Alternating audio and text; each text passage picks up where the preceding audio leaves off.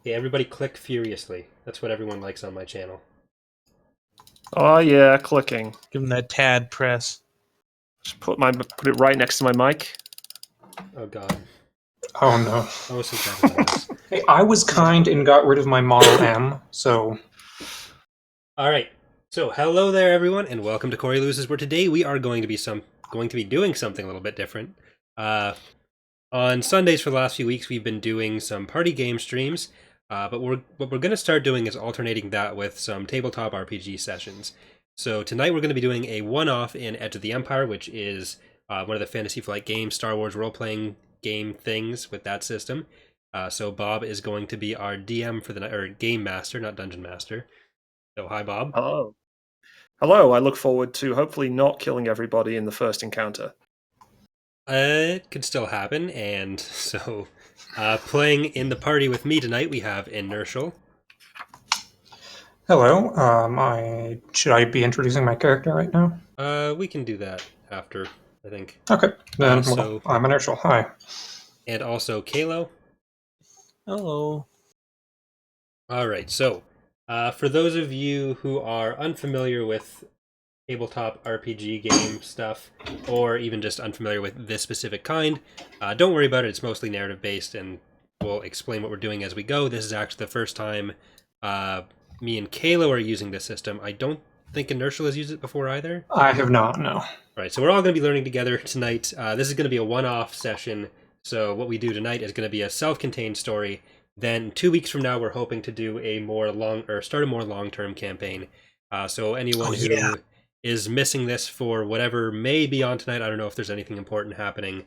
They're not going to be missing anything that's more important to the broader story, but we just kind of want to see how it goes, figure out how things work, and yeah. So Bob does have a good amount of experience as a game master in the system, though, so we're in safe, abusive hands.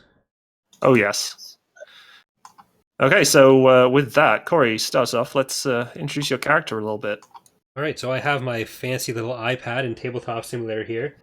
I am playing as Kuvrani the Rodian. He is a mechanic. I think, does all bring this up? Yeah, it does. Okay, there we go. So, Kuvrani the Rodian technician with specialization, mechanic specialization, 2 brawn, 3 agility, 4 intellect, 2 cunning, 1 willpower, and 2 presence. I'm not quite sure what all that will mean in practice yet. So basically, really smart, really good with machines, very bad willpower. I'm also an alcoholic, so I'm going to be getting in character throughout the stream. I guess we'll move on down to Inertial. I will be playing Laith Jorlis, a Corellian smuggler. 2 brawn, 3 agility, 2 intellect, 4 cunning, 2 willpower, and 2 presence. I'll let you know when I figure out what all that means. I think basically I'm Han Solo, except not as cool. And Kalo. I think I'll be playing as myself because I'm actually a lizard. But this time, apparently, I'm a Trandoshan, and wow. So apparently, I was a slave as a child, and I don't like slavery. Yep, you're an anti-slavery Trandoshan. For reference, I made these characters for all these wonderful people because they are, of course, quite new to the system and very busy. So, and for this one shot, I made these somewhat well-rendered characters. Yeah, for the next one, we're going to be using different characters that we'll probably make ourselves when we have a better idea of how the game works. And I'm going to have, for the next time, a better layout for the stream. So instead of just showing Tabletop Simulator, I'm going to try to have up little character stat cards and an indicator of who's talking and all that. But it was a bit hard to get sorted out for tonight because all the feedback I saw on other stuff tonight after I had sorted out what I was going to do made me think that what I was going to do was a bad idea. So we're just going with this. Okay, so let's get started. The very first thing I'd like you all to do, I dropped some little white dice in front of each of your character areas. Could you just give those a roll for me, each of you? We are setting up the Destiny pool, which is kind of a... Hooray, a black one. I That's got a bad, dark right? point. Yep, so we have 2 dark side points, it looks like. And, oh, is that... Yeah, 2 dark side points and 2 light side points if Kalo. Kalo, have you rolled yours? Yeah, I just Okay. did. Cool, perfect. So basically, we have 2... no, let's put these in the middle. 2 light side points and 2 dark side points. So light side, alliance symbol, dark side, Imperial symbol. You probably won't be using those force dice again unless you suddenly become force sensitive, which seems incredibly unlikely, given the amount of XP that takes. But these destiny points allow both myself as the GM with the dark side points and you guys as the characters with the light side points to perform some strong effects in the story, as well as do minor things like upgrade your rolls. We can get to that if you... I'll probably use one first, and then we'll see how it goes from there. They may not come into play too much in this particular one-off, but it's good to have them. Okay, so you guys are all on your little YT-1300 freighter flying through Hutt space. What name do you want to give your ship? Don't ask me. The Century I'll ruin Eagle. this. The Century Eagle. Well, I wonder if there's any inspiration there from slightly more famous ships. No, it's completely original. I didn't hear anyone else coming up with anything. What about the Miss Eagle? That's a deep one right there. Deep cuts. As you can see, you're quite near the Formos system, which is a junction planet on the Pabos Laheron and the Kessel Run, a rather famous spice smuggling route in Hutt space. And, well, Kuvrani really needs a drink. Yeah, And Formos is the only planet nearby which has a cantina on your star charts. So you pilot It's a terrible place to be. You pilot your ship down towards this rocky-looking desert planet and head in to land at the only spaceport in settlement, Formos Spaceport. As soon as you set foot on the planet, you're instantly struck by the stale and parched atmosphere of Formos. The air is breathable, but desiccated despite the cool climate. Most species begin to feel thirsty shortly after landing on the planet, and those used to life on humid worlds soon feel dehydrated and uncomfortable. You notice that species with an aquatic heritage, such as Aqualish, Mon Calamari, and Herglick, are notably absent from those who make a home here. Thankfully, water cells are a common sight patrolling the streets and docks, though the prices they advertise would be considered extortionate on most habitable worlds. So as you step off the ship and head out into the spaceport, you're immediately accosted by a droid, a protocol droid that walks up and says, "Hello, welcome to Formos Spaceport. Your docking fee for this ship will be 100 credits per day." Oh, whoa, that's a bit high, don't you think? It's a very standard price for these parts, Mr. Lath would be that. Well, Mr. Lath, you see, this is a very standard price. So if you could please hand over 100 credits immediately, I can be on my way. Well, he pats his pockets and looks over at, oh, it's going to take me a while to get these character names right. Corey, what's your character's name? Kuvrani. Kuvrani. He looks over at Kuvrani and says, "Hey, you wanna get this?" I'm not going to try to do a Rhodian accent because I feel like that would good. just get really bad really fast and potentially move into questionable territory. But is this a one-time fee and we can come back whenever we want, or is this... This fee will cover the next 24 hours of docking. So if we are here for a little bit, then we have to fly out and we come back, you're not going to charge us again in the same period?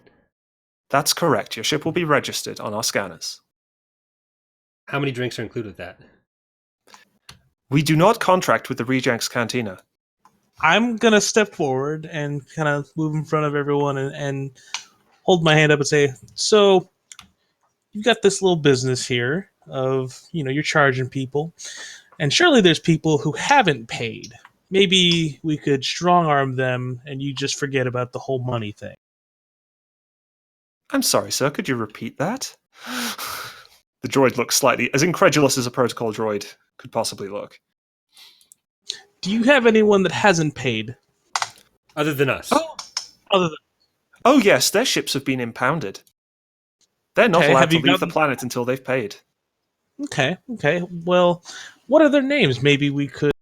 I'm gonna slap my fists together and say, "What if we just gave them a pounding and got your money for you?" Protocol droid looks like it's processing for a moment. Well, I suppose some light. Yes. There is one group. They're headed by... yes, Darrow Blunt. If you could find them and bring us evidence that you have brought them to justice or brought us the credits they owe, we'll allow your ship to remain docked here indefinitely. However, until then, your ship will be impounded. Gonna give a bit of a shifty look between the Rhodian and the droid. Say, "Well, we'd probably be here for 24 hours anyway." Very well, sir. I hope to see you again. And then you notice some little beat up old pit droids start moving some clamps onto the docking, the feet of the ship, and clamping it down to the ground. I'm gonna walk up to the protocol droid and say, "How much would I be in trouble for taking one of those droids with me? He's not going to be harmed. I just need his help." Those droids are the property of the spaceport. Okay. Taking one would be stealing. Wouldn't be stealing if they came with me of their own accord.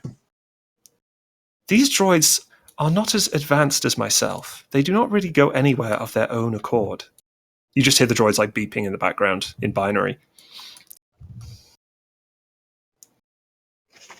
Just gonna throw up my hands and say, "Whatever. We'll figure it out."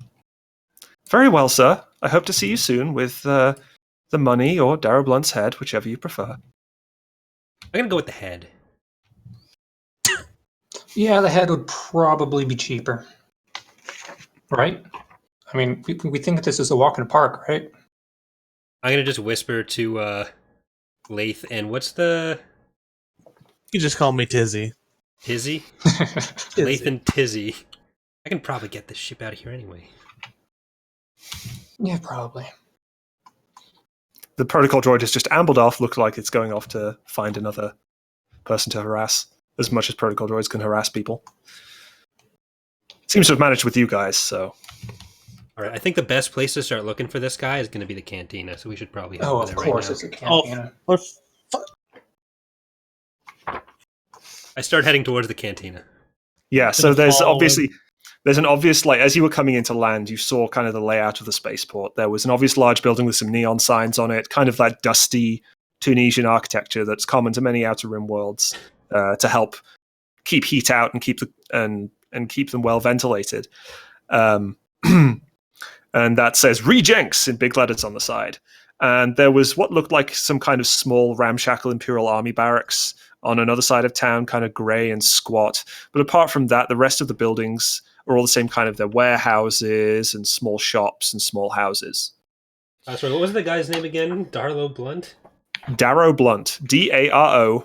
Does he smoke? And when you'll find out. Alright, got that. I got my notes started. Excellent. So you start heading down the street towards the cantina. As you pass a dark alleyway, you see there's this kind of disorderly jumble. There's hastily constructed dwellings, there's tight alleyways, portable trash compactors, piles of crates, moisture extractors, all that kind of thing. As you pass a particularly dark and narrow alleyway, nestled between a pair of towering warehouses, you hear a commotion. There's a loud rattle and a buzzing noise coming from within the alley. The rattling stops, and you hear a low and monotonous voice calling out. The voice is buzzing and faint, but you can still hear, "Hello? Bzzzt. Help, please. Zzz. I need help." The noises seem to come from a large blue trash compactor next to one of the warehouses. Kuvrani is a mechanic. You know immediately this is a droid in distress. It's clearly a droid that's just gone through a rather unpleasant experience. I'm gonna walk over to it, start investigating. How'd you get here? You see what looks like half of a protocol droid, a typical 3PO model, unlike the 4-LOM model that was at the spaceport. Its head's dented, one of its eyes has been smashed, its body's literally been ripped in half, and there's hydraulics, wiring, oil, just guts strewn, as much as droid guts as possible, just strewn about. The droid is barely functioning. Do you have a former owner? Yes, she set us free many years ago. If this is what you consider free. How'd you end Doesn't up here? sound like much to me.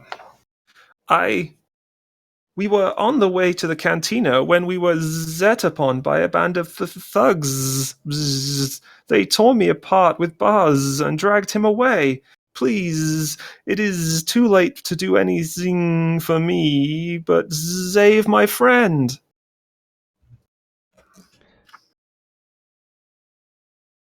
Can I tell What's if it's in it in for like me? immediate danger of shutting off, or is it just?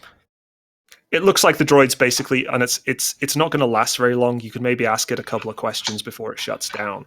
It seems beyond even your ability to save. You could maybe make its last moments more comfortable. Yeah. Well, a free I'm gonna droid sitting ask in the it- streets. I want the droid. I want I'm to gonna try to ask fix it a the droid. question real quick. And I kind of step in front of the Rodian. What's your master's name? I have no master now. I am a free droid. The one that Or set you free. Was. I think my memory banks are failing. I do not quite recall. I'm going to take out my holdout blaster and shoot it square in the head. What the hell? I wanted a free droid. No, it's gone. Okay, yeah, you take out That's half a free droid. Come on. your slug thrower pistol, and a bolt, like a slug, just slams through its head, and the droid's eyes shut off, and it's gone. Where did he What a shoot shame. it? In the head. He shot it in the head. In the head.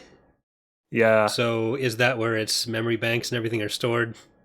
I don't know droid anatomy No, very the well. memory banks are pretty well distributed, so if you want to search through it, you can probably do that yourself now that it's shut down. Is this something that would be difficult for me to just collect and take back to the ship to tinker with? It's not. Yeah, no, it's not too heavy. People might give you slightly odd looks, but not too bad. I mean, Right, people I'm just doing walk that. around with junk all the time. It's the outer rim. I'm gonna do that. Okay, so you pick up the droid, and you start walking back towards the ship immediately. Mhm. Okay. So you head back to the ship, which is well clamped in place. What do you want to do with the droid? I just want to stash it inside, then come back out. We need Okay, to get to the so- cantina. Damn it! This is important. Okay. Meanwhile, back at the cantina, you reach the outside, and you can see it's a typical Outer Rim cantina. There's some terrible Jats music playing in the background. There's some posters on the wall talking about the latest Celestin Cluehorn player, who is apparently touring at the moment. The bar looks relatively well appointed for such a remote location, but you figure it's on some major hyperlane routes, so it's got to do a reasonably good trade. It seems a pretty popular spot for locals as well. There's lots of low chatter, but it mostly seems quite mundane as you walk in. Just people talking about their family, their jobs, nothing of particular interest.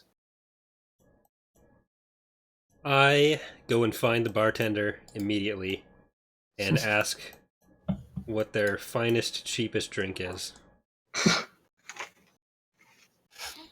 Oh, great. So you walk up and you see a Bith at the a Bith behind the counter, and he looks up at you and says, yes, we have some Celestin gin in fact, just in to celebrate the arrival of the Cluehorn player." And he puts like this dusty, heavy bottle and starts pouring you a shot. "That'll be 5 credits, sir." 5 whole credits? "Yes." Fine. Have your 5 credits. No tip.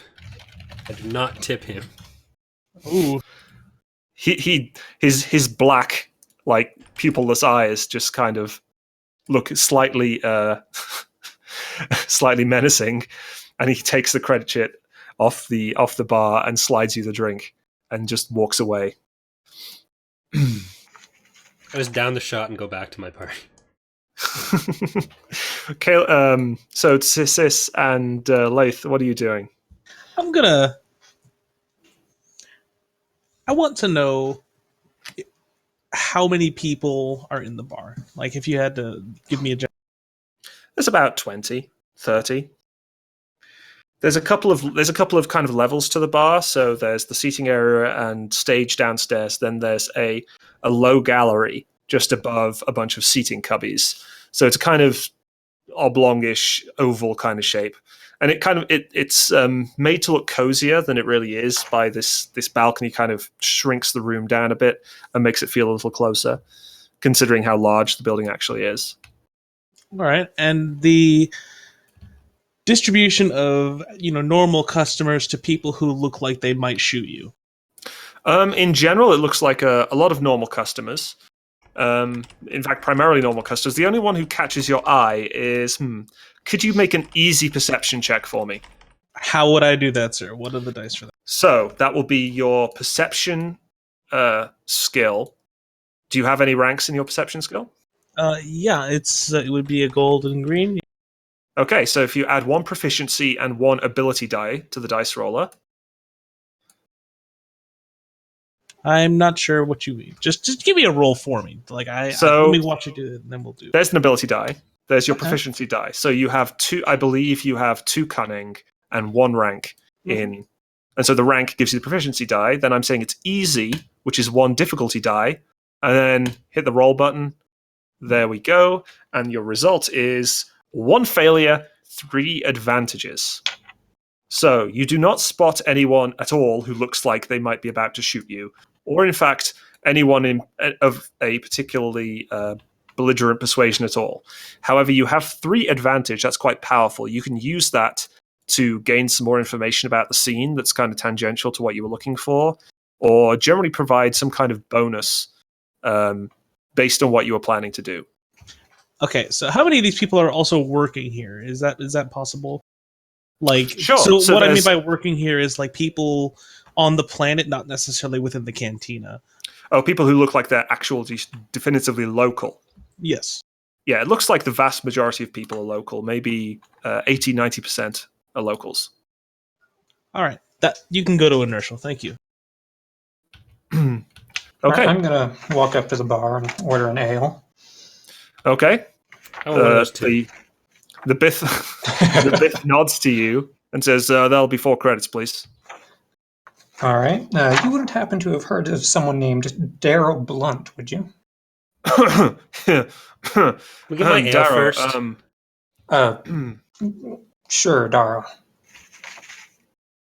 So I take it you have heard of him. Look, you crazy? Look, you people ought to get to know your way around before you start assuming that I just know of things just because I happen to be the bartender. Look, there's a Deveronian at the end of the bar. He's the intel guy here. Just go talk to him if you want to know things. I don't want to have anything to do with Darrow Blunt.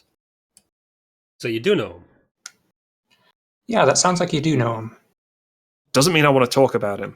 Now take your drinks and get out. Could I do a perception check to figure out what his, like if it's fear or something else that's making him reticent? Sure. So if you could make an average perception check. All so right, that's going to be your green and yellow, so your ability and proficiency. Okay. And then average is 2 difficulty. Yep. I'm going to add a setback because he wasn't tipped. Oh, well. So he's slightly... Thanks. You didn't even tip the guy in her show. Come on, Laith. This is...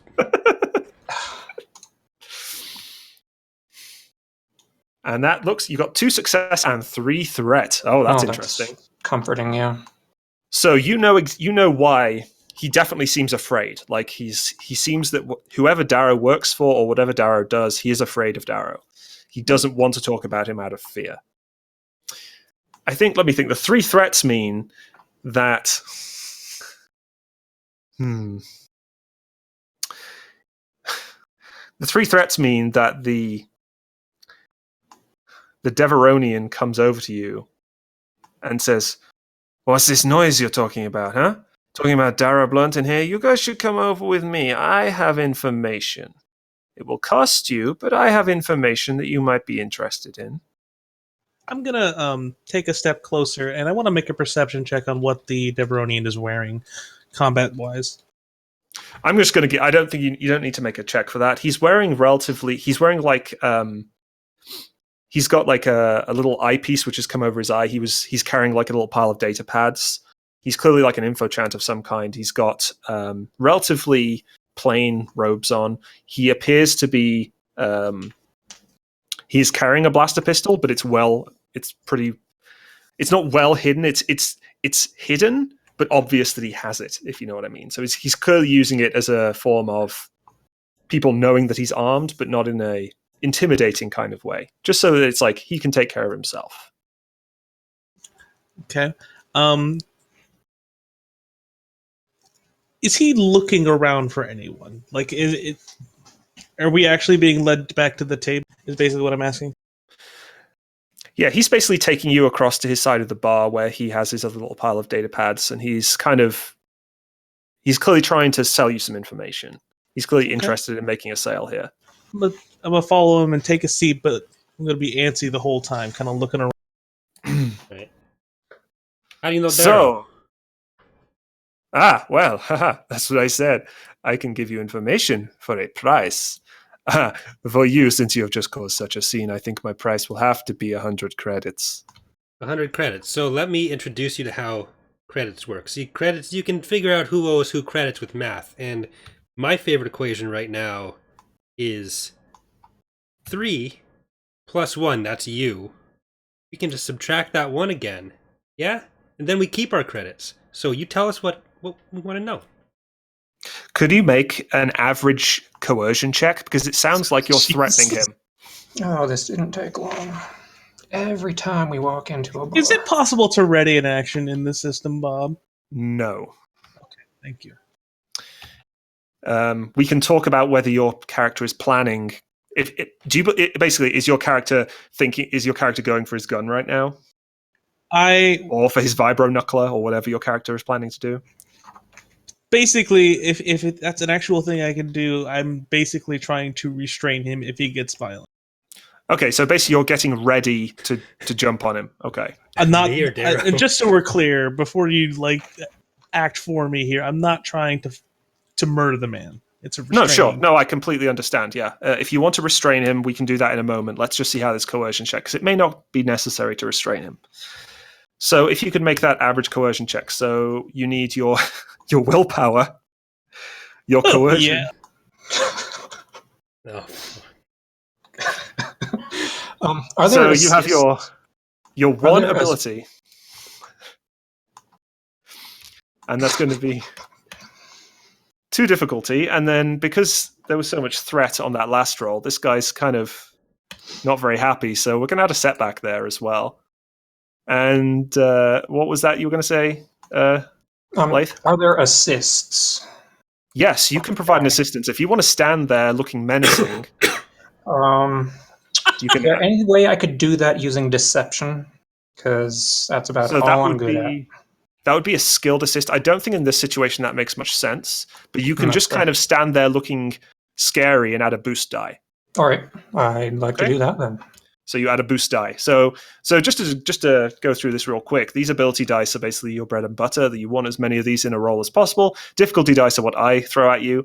You want as few of those as possible, but I set the difficulty, so I get to decide. Setback are generally negative dice that are added to rolls based on weather conditions, cover, defense, environmental effects, or when I feel like a character has a bad disposition towards you. And a boost is added due to good effects, bonuses, weapons that have special effects, that kind of thing. So I'm just going to hit... Well, actually, you know what, Corey? You hit the roll button. It's your roll. Let's see what comes out of this. 0 success and 2 threats. So he does not seem threatened at all. And in fact... You're getting a little inebriated at this point, so can you take 2 strain? Okay. Because it takes a lot for you to threaten people, because you have the willpower of a damp fish, and and so you're going to take 2 strain on your character for that. Okay, so he's clearly standing. He's like, no, It's 100 credits. That's all I can offer you, my friends. If you're not interested in paying, I suggest you leave this bar. I just throw the 100 credits on the table and look very upset about it. Okay. I knew you would see my way. Now, Darrow Blunt, yes. He is a regular here. He may be coming by soon, in fact, if you stick around. But he is not the man you should be worried about. Bandin Doba. He's the kingpin round here. And he motions to a hologram that you didn't really notice when you came in, of an Aqualish head just rotating with an Imperial bounty saying 10,000 credits on it. So yes, Darrow, he works for Bandin Doba. Everyone knows, but no one likes to talk about it. And Doba, he runs a smuggling operation here. He's, how shall you say, the big man in these parts. What else would you like to know?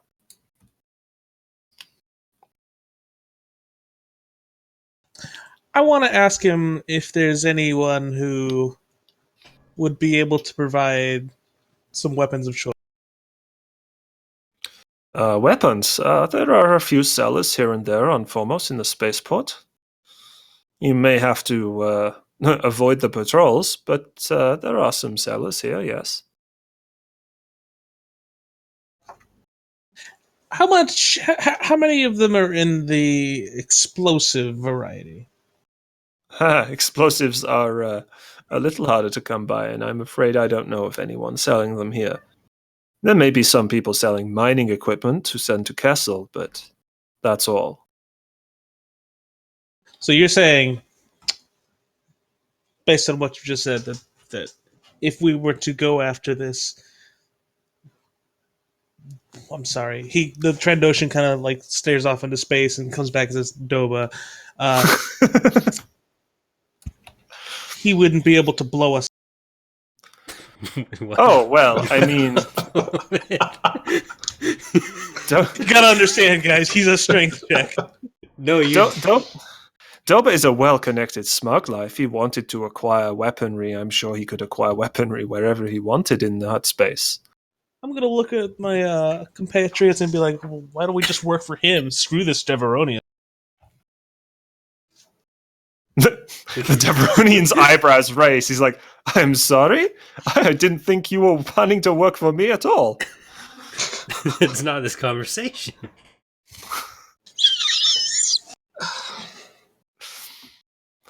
But specifically, Darrow Blunt. That's who we paid to know about. Forget about Bandoba right now. Well, yes, Darrow. He's a small-time smuggler. He works as part of Doba's crew. He has a few other guys working with him, and they do smuggling jobs on and off Formos. It's pretty standard around here. Are they on planet right now? Do you know?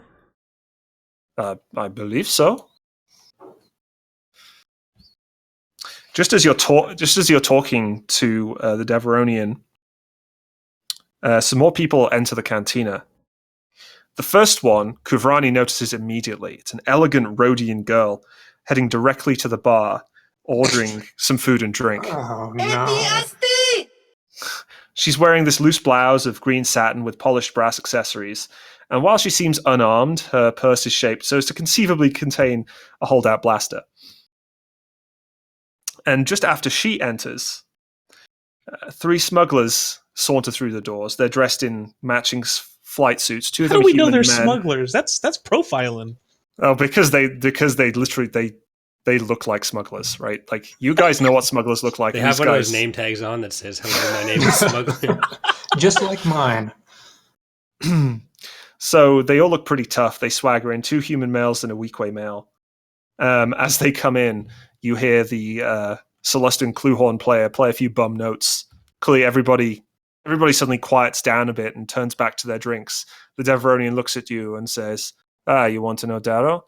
There he is. He collects his data pads and starts walking out the back door.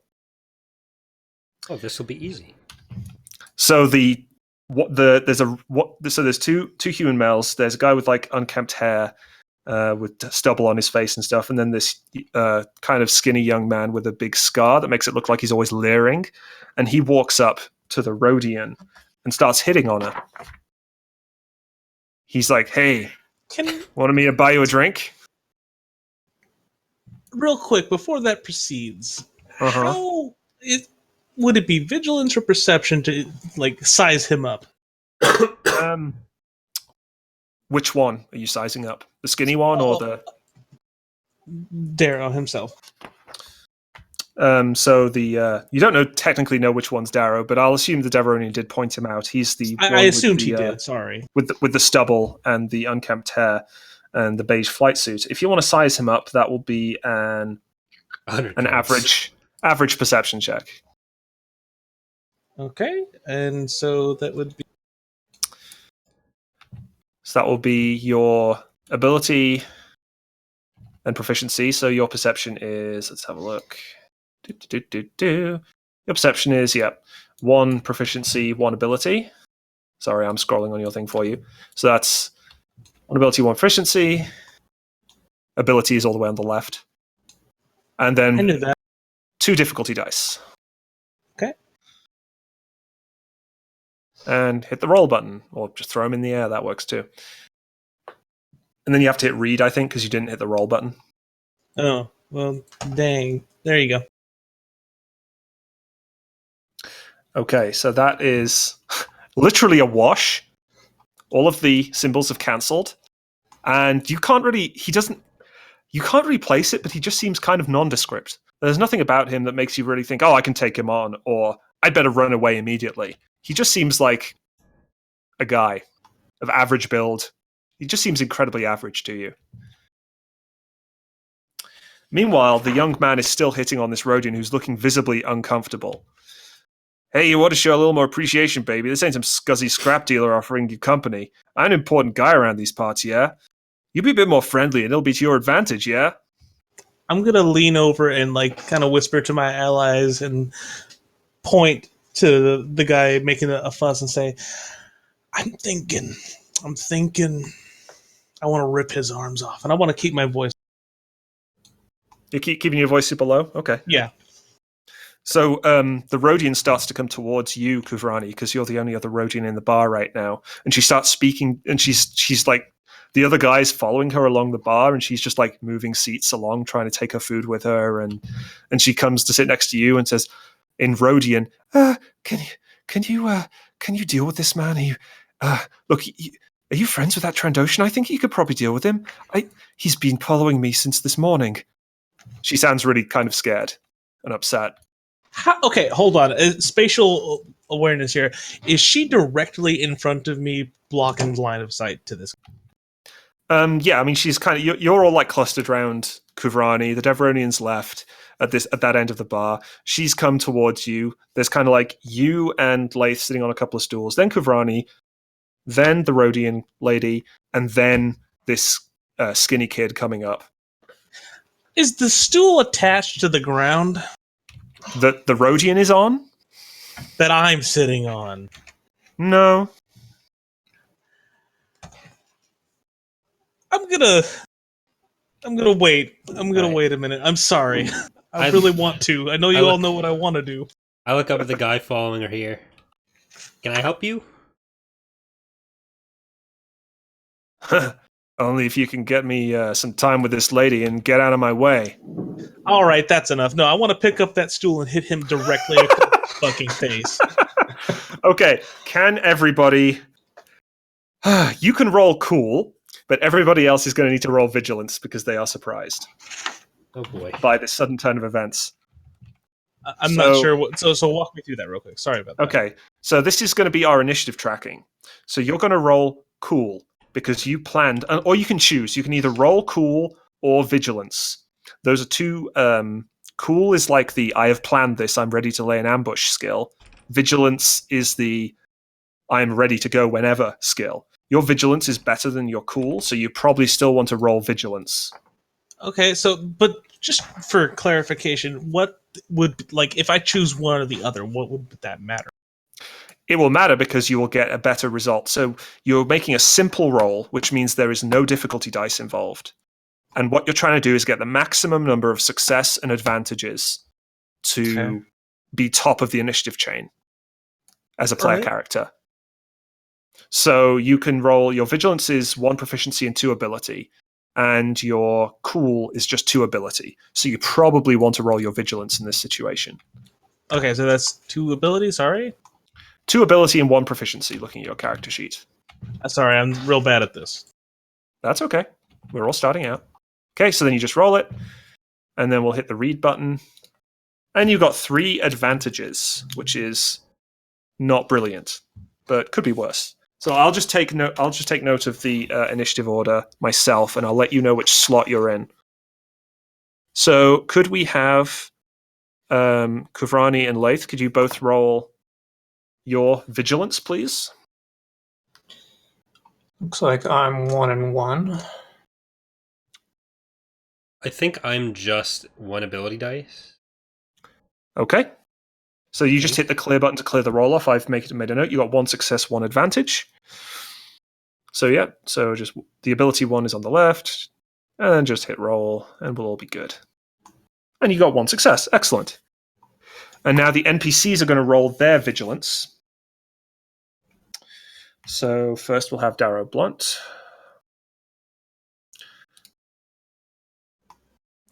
He got 2 success, 1 advantage, which is a good roll for him. And then we're going to roll the other chap with him, who has also no ranks. He got 1 success, 1 advantage. And finally, the weak way that's with them is also going to roll, and he has the same roll.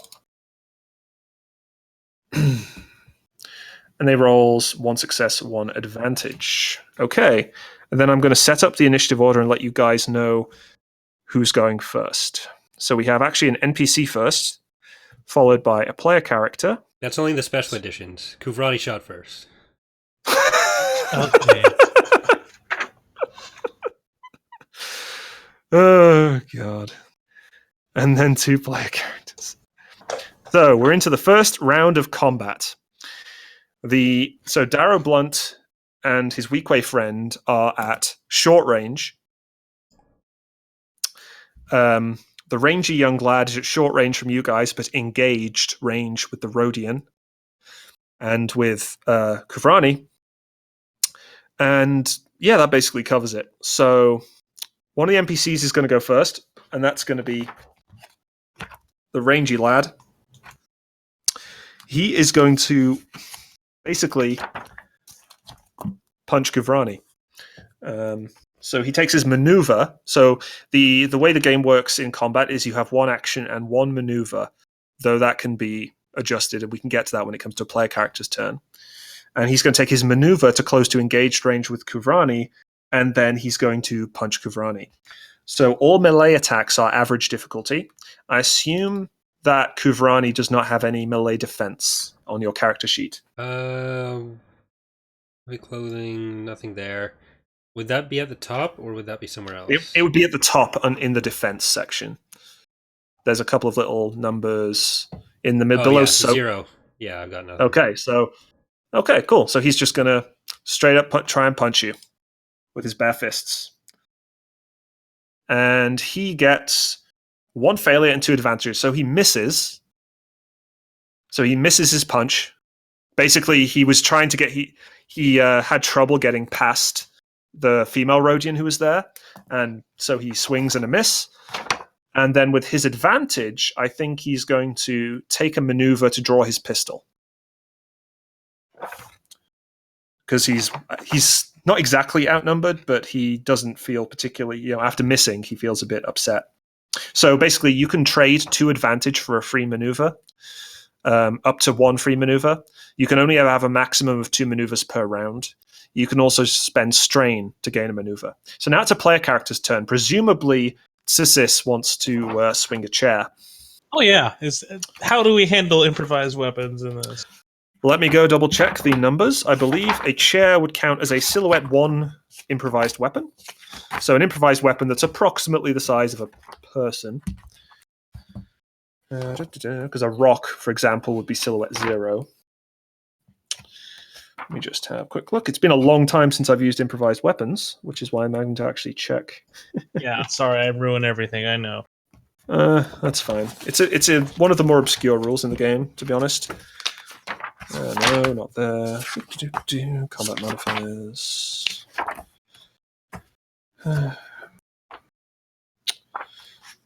Here we are. So, a chair is a medium size. You're going to do. So it's cumbersome 2, which means you need at least 2 brawn to wield a chair, and you have 4 brawn, so you've got no trouble. I think we got it. And you have basically it will give you +2 damage to your melee attack. So you can use the melee skill, and you'll get 1 automatic threat on the check because it's an improvised weapon. Okay. So if you want to swing the chair, you're going to need to take a maneuver to move into engaged range. Mm-hmm. And then you can swing the chair. So if you could make your melee check. Okay, so that would be your melee skill. Yeah, I looked at it. Sorry about that. Cool.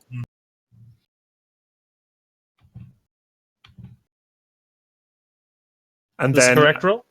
Yes, and then the difficulty is 2 difficulty dice. It's average because all melee attacks are average difficulty. There you go. Now you can just hit roll.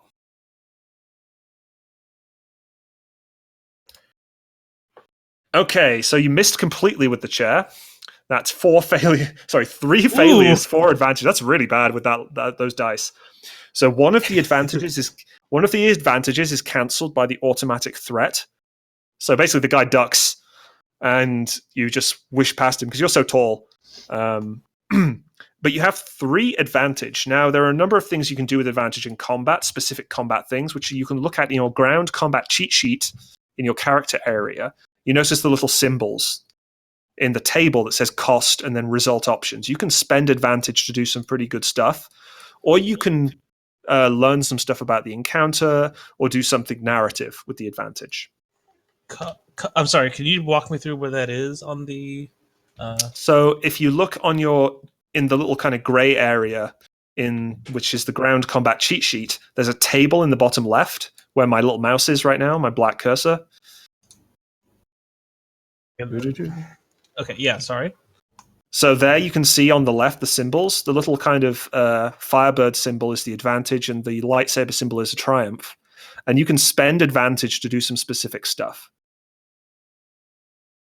So, for example, you can spend 2 advantage to add setback to their next check. Maybe you knock him off balance, and he can't aim his blaster properly.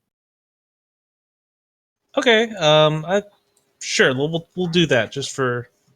Okay. You still have 1 advantage left to spend, so you can do that. You can do stuff that's in the top level. So you can add a boost to the next allied character check. You can notice a single important point. Various things like that. I would like to do the try and notice something about the person that I just knocked off balance. So he's actually pretty well dressed. It's clear that he's been following this Rodian for a little while. He's been trying to get her in the cantina, but he does look like it. It does look like he doesn't particularly want to get involved in a long fight unless he really has to. I got bad news for him. Scared. Okay.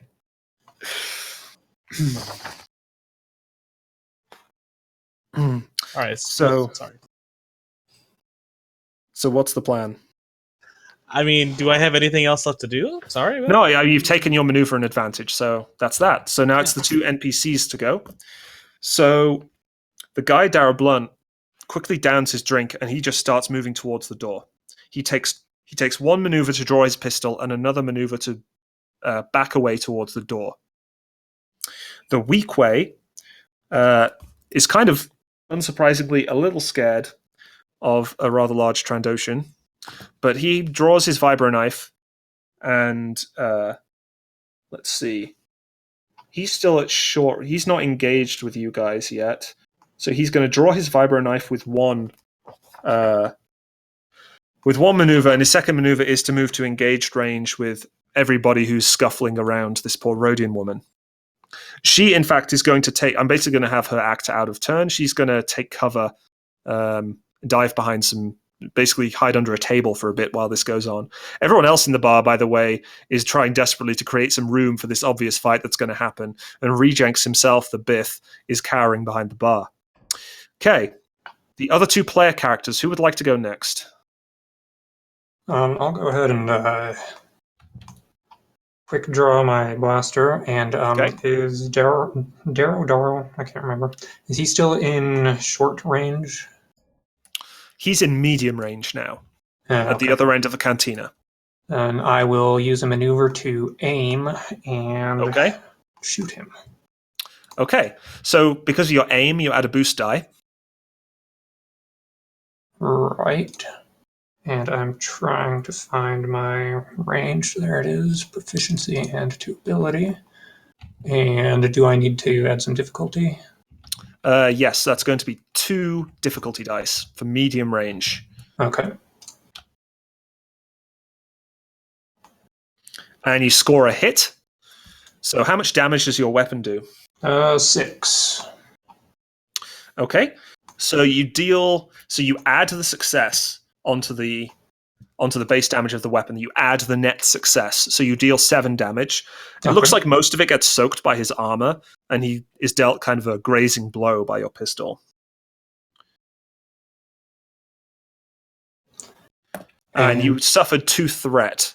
So I'm going to say, as you fumbled for your pistol, you fell off the stool and you're now prone. Okay. So you kind of, as you were falling, you took the shot, hit him, and then just face planted on the ground. It's not easy to fail this well. It was very dramatic looking. Kuvrani, what's your plan? Well, I would like to pull out my gun. Okay, that's a maneuver. And is pulling it out and aiming it 2 separate maneuvers? Correct. So if you want to pull and aim, the aim will cost you 2 strain. The reason that Lath didn't have to suffer strain is because Lath has the quick draw talent, which allows him to draw his weapon as an incidental. Okay, so and aiming is just like it's a bonus to your shot, right? It's not just... Yes, that's correct. I It's a could boost. still pull it out and shoot, but it just wouldn't be as boosted. I wouldn't be boosted. That's correct. All right. Who are you going to shoot at? I'm going to shoot at the one that was harassing Rhodian Lady. Okay, so because he is engaged, that's average difficulty. Also, because he's engaged with your pal Tsasis, that's going to be very dangerous because there's a chance you could hit him instead. So that will actually upgrade the difficulty and add a challenge die. So the difficulty, before you roll, I'm going to show you, you may not want to take the shot. The difficulty will be this. Those red die have a chance of despair, which is a crit fail. Just so you know. So that's the difficulty of the shot. If you want to take the shot, you can. But if you don't, if you suddenly change your mind, I wouldn't blame you. I already said I was going for it, so I'm gonna stick with it. No metagaming. Okay. I'm doing this Okay. I don't consider this metagaming. So when I show you difficulty in this game, I don't consider it metagaming if you decide against it. That's your character considering the move and deciding that it would be too dangerous. So I'm happy to not consider that. Who's the most open shot to me then? I could probably see that. The easiest shot would be Darrow. Okay. Or Darrow, because the weak way also close to range. Okay, so you're gonna shoot at Darrow. So that's just going to be 2. Let me just delete that one. So that's just going to be 2 difficulty instead. Clear. There you go. So add your ranged light. My ranged light, which is 2 yellow and a green. So that's 2 proficiency and 1 ability. You're a pretty good shot. 2 proficiency, 1 ability, you said? Yes. It's in the combat section of your character sheet. Hit the roll button for me, and let's see what you get. Excellent shot. 2 successes, 1 threat. So you're not really used to combat, so I'm going to have you take another strain for that threat. I'm at 3 strain already. Out of 11, yep. Your blaster pistol is that deals 5 damage, correct, or 6? It does 5 damage What's the dice pool for the blaster supposed to Ranged light. do? So that is your ranged light skill. The dice pool is showing you the skill that you use to roll it. Okay, yeah. So that's that. Okay, got it. Right. Yep. That's what that was. So you got 2 successes, so you dealt 7 damage. So he takes another. So Darrow takes another glancing blow. He's starting to look pretty wounded now, and he's looking like he wants to get out of there. And in fact, we get round to the second round. Darrow books it out the door. He's gone. He takes both maneuvers. He's now at long range, outside the range of any of your pistols, and he's gone around the corner of the door. You can't see where he is anymore. Now we're back around to another player character in the second round. Who would like to go first? Quick question. I'm not saying I want to go first, but I just have a question. Are brawls is brawl just all encompassing melee, or is there something like grappling?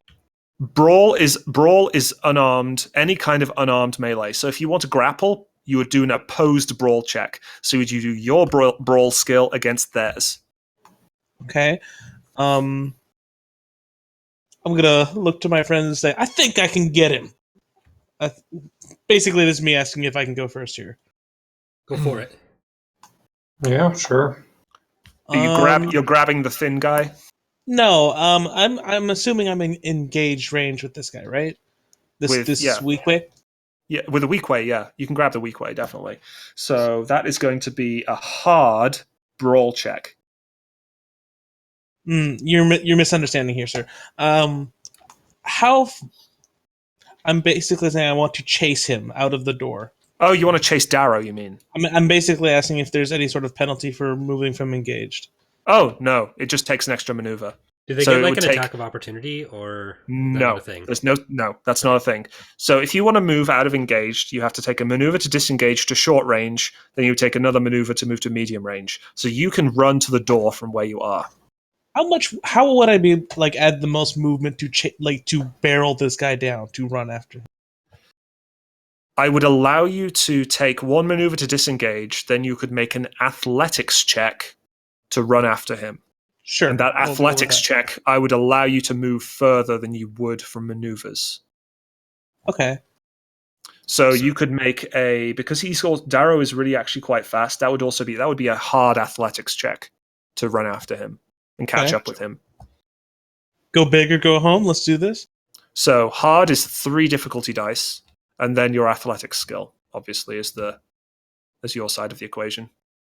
Okay.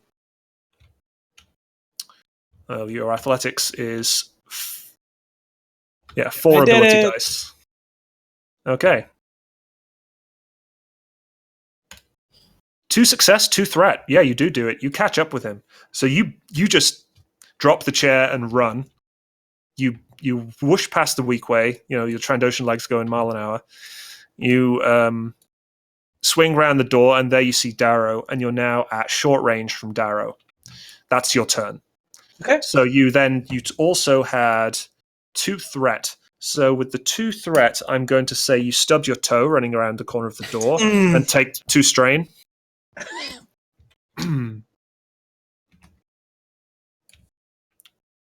Okay. So now we have a couple of NPCs. So Spur, who has drawn you don't know his name actually, but the thin guy, yeah, it doesn't matter. His name doesn't matter that much. The thin guy has drawn his pistol, right? He takes a maneuver to disengage from Kuvrani and takes a shot at Lath, who's been shooting at him. So that's going to be his ranged light, which is terrible, and you're at short range. Do you have any? You don't have any range defense, do you? No. And you're not. You're prone. So the funny thing is, because you're lying down, that actually gives you range defense. So it's actually harder for him to. But he's got his pistol. He's got his pistol drawn, right? So he may as well use it. And it looks like he missed. You fell under a table, I guess. He got an advantage, so he's actually. Oh, my bad. Actually, he should actually roll another setback die because of that advantage that you spent. So I will actually drop that through the dice roller separately and add it up myself. Okay, that's another failure. It didn't really affect the roll. That's fine. So with that one advantage, he is going to yell at the weak way, "Can't you just stab that damn Rodian?" And so he's going to give a boost to his weak way pal. Wait, stabbing me or the other Rodian? This is crucial information. Yeah, wait, hold. You, Kuvrani. He's stabbing Oh, Kuvrani. Can I use one of my, what are those things called? Incidentals to call over for another drink? You can always... Talking is always an incidental, so you can ask for a drink, but Rejects is hiding behind the bar, not really in a position to I'll tip do this very time. much about it. Okay, so don't forget, you can always run from this combat. So he gets 2 success, 2 threat. So he hits you with his vibro knife and deals 6 damage. Damage. So that's 6 wounds. However, and he has pierce 2, so he ignores 2 soak. So on your character, you only subtract 1 wound. So you take 5 wounds. Okay? Okay. So you've taken 5 wounds on your character. I have recorded 5 damage. Okay, he took 2 threat. What do you want the threat to do to him? What do I want the threat to do to him? Yeah, you can think of stuff to do to him with the threat if you like. Some bad stuff that could happen. Like he could fall prone, for example. When he's trying to, because I'm still sitting at the table, right? When he's trying to stab me, he kind of like jams himself into the table. Oh, that's really good. Yeah, he gets his knife jammed in the table. So his vibro knife just like slices your arm and jams in the table. I really like that. That's great. So he's now basically disarmed himself, which is kind of hilarious. And now we have Kuvrani and Laith's turn. First, I'm gonna add the scream that I made when I got stabbed. Okay. I'm playing Battlefront sounds from the Rodian VO. You guys can't hear it in the Discord chat, but it plays for the stream. So yeah.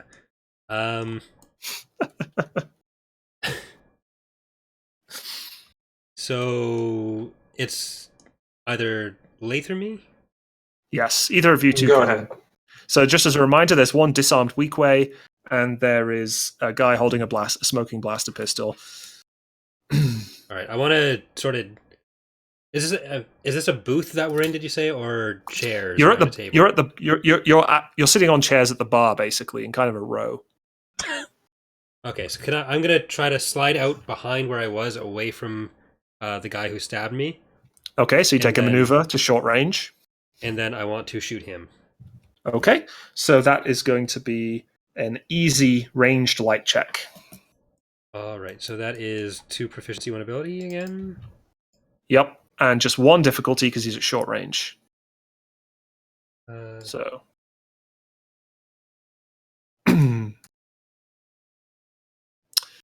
And you miss. You're a little too shaken from being stabbed in the arm. So. Rodians and bars can never hit anything. It's true. Bars have like an anti-Rodian shooting field that prevents them from being able to hit anything. It's a very dangerous place for a Rodian to be. You got 1 advantage, though. So there are a few things in your combat cheat sheet you can look at to do with a single advantage. They're the top option, basically. The first 3. So you may want to recover 1 of your strain on your character, for example. Is this like the second option? Is that like a bonus for? Yeah, so that would basically saying, "Hey, Laith, kick this guy's ass." Yeah, exactly. You're like, "Yeah, go get him." I'm going for that. Okay, so Laith, you get a boost to your next roll. All right. Which is coming up now. It's your turn. Yeah. So I'm still prone. Yes, you're on the floor, but you're holding your pistol. All right. Is anybody engaged with me? Currently, no. Okay, then I'm not going to bother getting up and just point up at whoever Kuvrani shot at. And Working hard or hardly working? You're going to shoot at the at the weak way. Okay, cool. Yeah. So that's going to be your ranged light. Yep, your ranged light. He's at short range, so that's 1. And difficulty. Then I get a boost because of the advantage. Yes. And if you aim, that's another boost. Oh yeah, I do want to aim. So there you go. Hit roll, and let's see what you get. Oh, that looks good. 2 success, 5 advantage. Damn. All right, so that is 8 damage. 8 damage. Well, so the success, what's the crit rating of your weapon? So in your 3. character's 3? So that means Yes. you had enough... Oops, sorry, Corey. There you go. That means you just crit. So with a crit, this guy's so low level that a crit can instantly incapacitate him if you want. That sounds pretty good. You want to just incapacitate him. Okay. The weak way just goes down like a sack of potatoes with a blaster hole. Do you want him dead or unconscious? Let's go with unconscious. Okay. With a blaster hole like burned so far through his shoulder that he's just like, he's lost too much blood. He just collapses. So that's 3 of your advantage. You still have 2 advantage left that you can spend. All right. So you can take a maneuver to get up, for example, that kind of thing. You can pass a boost to a specific ally instead of just the next ally. I didn't realize there was a difference there. Yeah.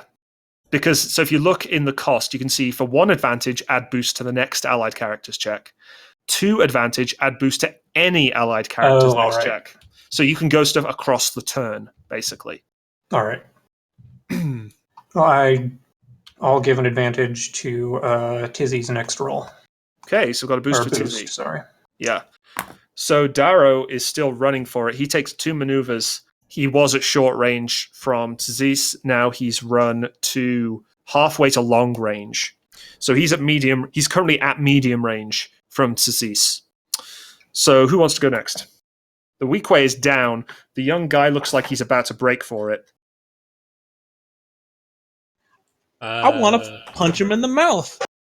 You want to run after Darrow and punch him in the mouth. Hold on a second. I want to examine my options. Are we outside or inside? You're outside in the street. You are outside in the street now. Is there anyone around me? There's a few people who are watching the chase with interest. They don't seem particularly interested. They're just kind of locals and water sellers and scrap merchants. As a incidental, I'm going to yell out 100 credits to the first person who trips that man. We're trying to kill him so we save 100 credits.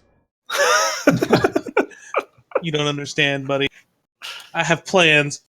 All right. So if I were to run up to him, right, what would that cost?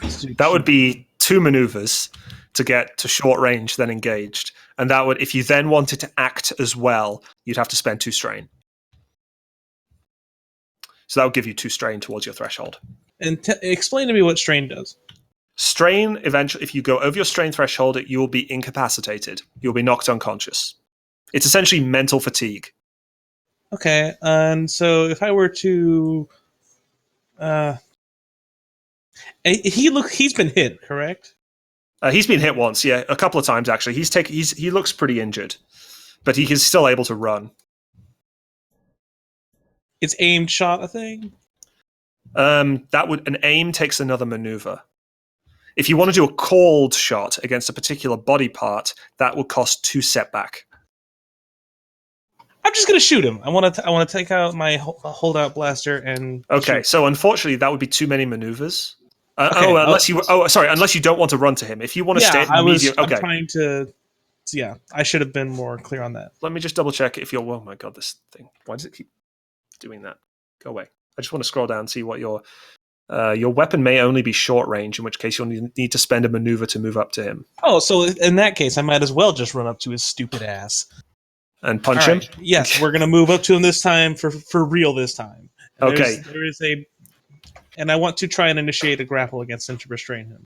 Okay, you want to try and restrain him? Okay, yes. That's going to be pretty straightforward. That's going to be a hard brawl check because he has 3 brawn. He's a reasonably strong guy. My god, I keep messing with your thing. There we go. So yeah, so your brawl is just 4 green. Yeah, so 1 yellow and 3 green. Sorry, so that's 1 proficiency and 3 ability, and then it's going to be boost, right? Yes, you've been given a boost because you heard the fight going well, so you're like, yeah. And then let's add 3 difficulty to that. 3 difficulty to make it hard. As much as you can imagine a Trandoshan going, yeah. I'd like to imagine he's just. That's about right, yeah. Oh, Oh, sorry, you don't get him. So pretty much everything cancels out. You see the two success cancel out with the 2 failure, and one of the advantages cancels out with one threat, and you end up with 1 threat. So you basically you lunge for him, but he ducks out from under your grasp, and you are going to take a strain because you're getting really angry with this guy now. He's getting really annoying. He just keeps ducking and dodging. this wriggly little. Yeah, damn humans. Am I right? Okay. So, meanwhile, in the bar, Spear notices his Weequay friend. The human notices Weequay friend go down, and he makes a break for it himself.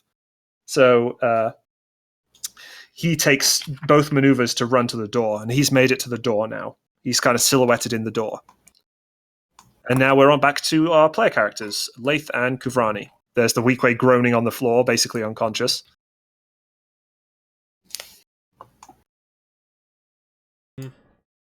I'll go for... So, did you say the Weequay or the guy is basically unconscious? The Weequay is unconscious. The guy hasn't taken any injuries yet. Oh, you said it looks like he's going to run, so I'm going to... He is running, though. He's run to the door. He wants to leave. He's clearly not happy now that his friend is out. I'm going to try to shoot him again. I'm going to use my my maneuver to just aim from where I am and try to shoot him. What range is he Okay, at? so he's at medium range, so that'll be an average difficulty ranged light check with a boost. So I'll just hit the clear button. Boost, ranged light, 2 proficiency, 1 ability, 1 boost, right? Yep, and then the difficulty is 2 for average. All right. Big money, no whammies. Oh, that looks pretty good. 2 success, 1 advantage. So what your pistol does 5 damage, right? Yes, it does 5 damage. Does the advantage activate? I don't have any special stuff with this anyways. You don't have enough advantage to activate a crit, and you don't have any special abilities on the weapon. It's just a standard light blaster pistol. So you deal 7 damage, and that looks like...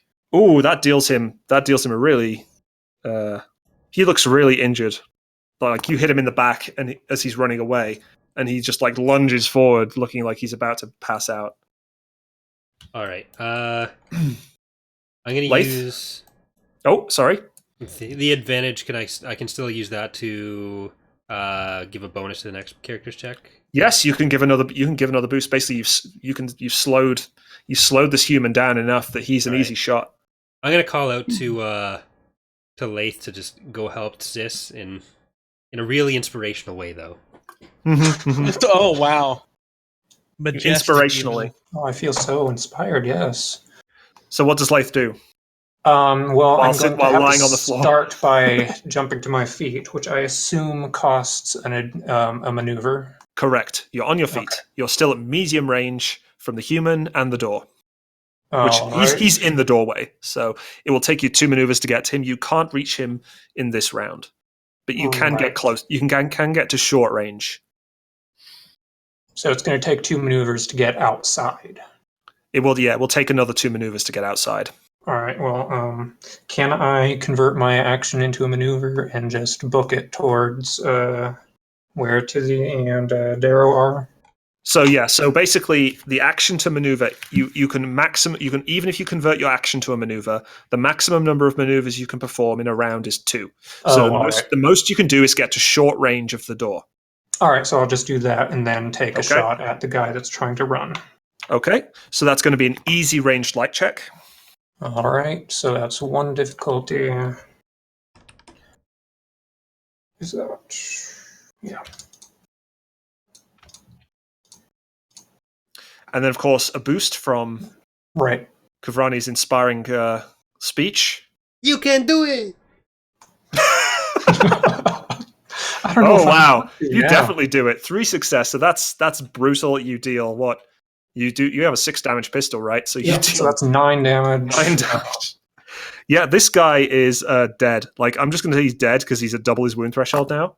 So he is dead. You just shoot this guy in the back, and that's the guy that I just shot in the back too, or yes, yeah, he gets shot. He gets shot in the back twice and just collapses. He's just crumpled in the doorway now. Well, that's going to do wonders for our image. So the female Rhodian jumps out from under the table and says, "Oh, thank you for getting rid of it. Oh, that was a little unnecessary, but you got rid of him all right." And he And- wait, did no? She throws herself on Kuvrani, bats her Oh. eyelashes. So you've got to imagine this very attractive female Rhodian throwing herself on Kuvrani All right, now. Lath, you go and help Tissy. I'm gonna stay here for a bit. Get out here. So we get back You got round. this. I think, didn't I have an advantage? Let me just double check the results. You had one advantage, yes. So you Could can I always just- hit the chat and check the results. Oh, all right. Could I just do the boost to the next allied character? Sure, we can. I don't know Okay, how you so- could rationalize that. But, I would say in this case, here's the body hit the floor, basically. Since he's probably going to be the next allied character. So Darrow Blunt is continuing to make a break for it. He runs towards a door in a warehouse and starts furiously rattling the handle. Okay? So who wants to go? How far has he moved from me? He's moved again to medium range from you. He's taken 2 full maneuvers. he So- was engaged, though, wasn't he? Yeah, so he engaged to short to medium. Oh, all right. So then we have player character to go next. Is he distracted by this door?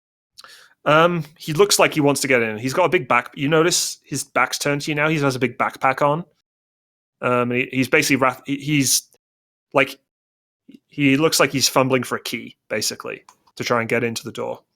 I'm just gonna move up to him and try and swing at him, like claw at him. Okay, take another 2 strain. All right, that would be 5, correct? You'd be on 5 total, I believe. Yeah. Yeah. Okay, just making sure we're on the same page and I haven't missed Yep. anything. Okay, and then you're going to make an average brawl check. So just attacking him is a little easier than trying to grapple him. I like to grapple. Don't judge me. So you say you're just using your claws, your Trandoshan claws? Mhm. Okay, cool. That's a species weapon. So the information for that is in the species section of your character sheet. Okay, give me one.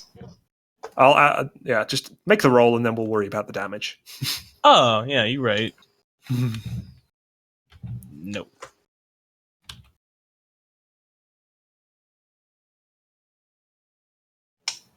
Okay.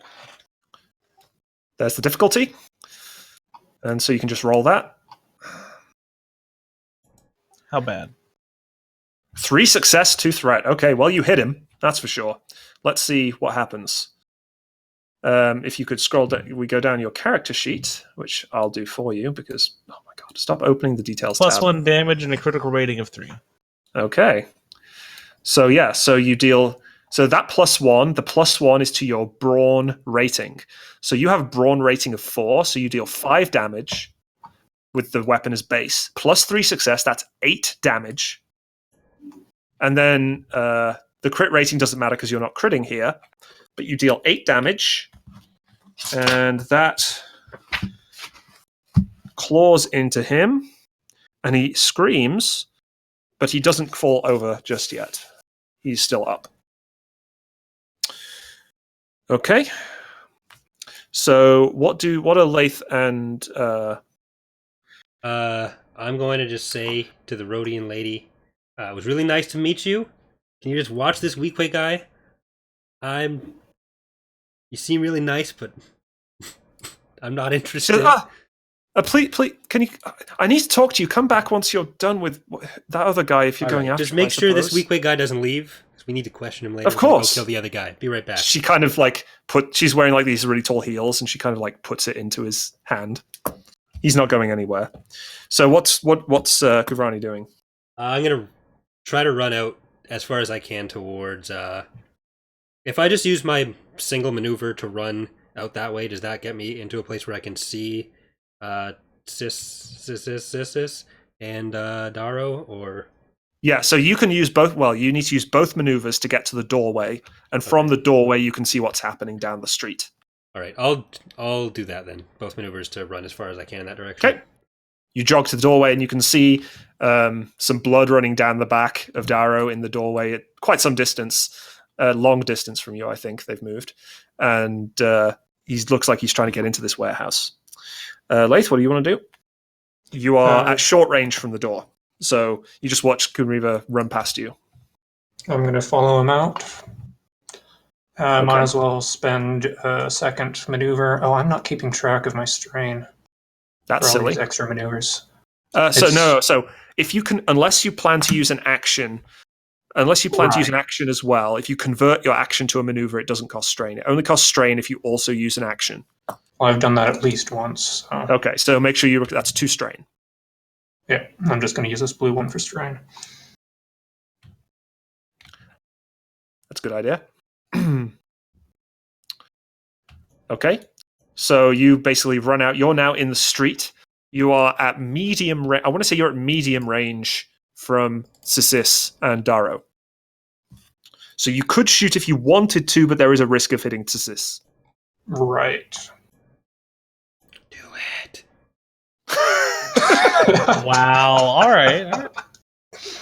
I mean, Sisis can probably take a shot, but How can I resist that voice in my head? I'm going to take a shot.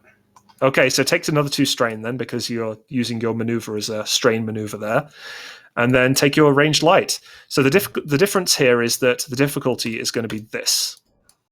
There's going to be a challenge die thrown in. Okay. So you can make the roll, and we'll see what happens. If it's despair, we'll have fun times. Well, it's not Damn. despair anyway. Damn. Oh, look at that. Blast. Damn and blast. So that's, 8 damage with your I pistol? thought you weren't a sadistic DM. I'm not sadistic. Well, I'm not... Yeah, you know. Well, Despairs are just fun. They're fun. Fun things happen.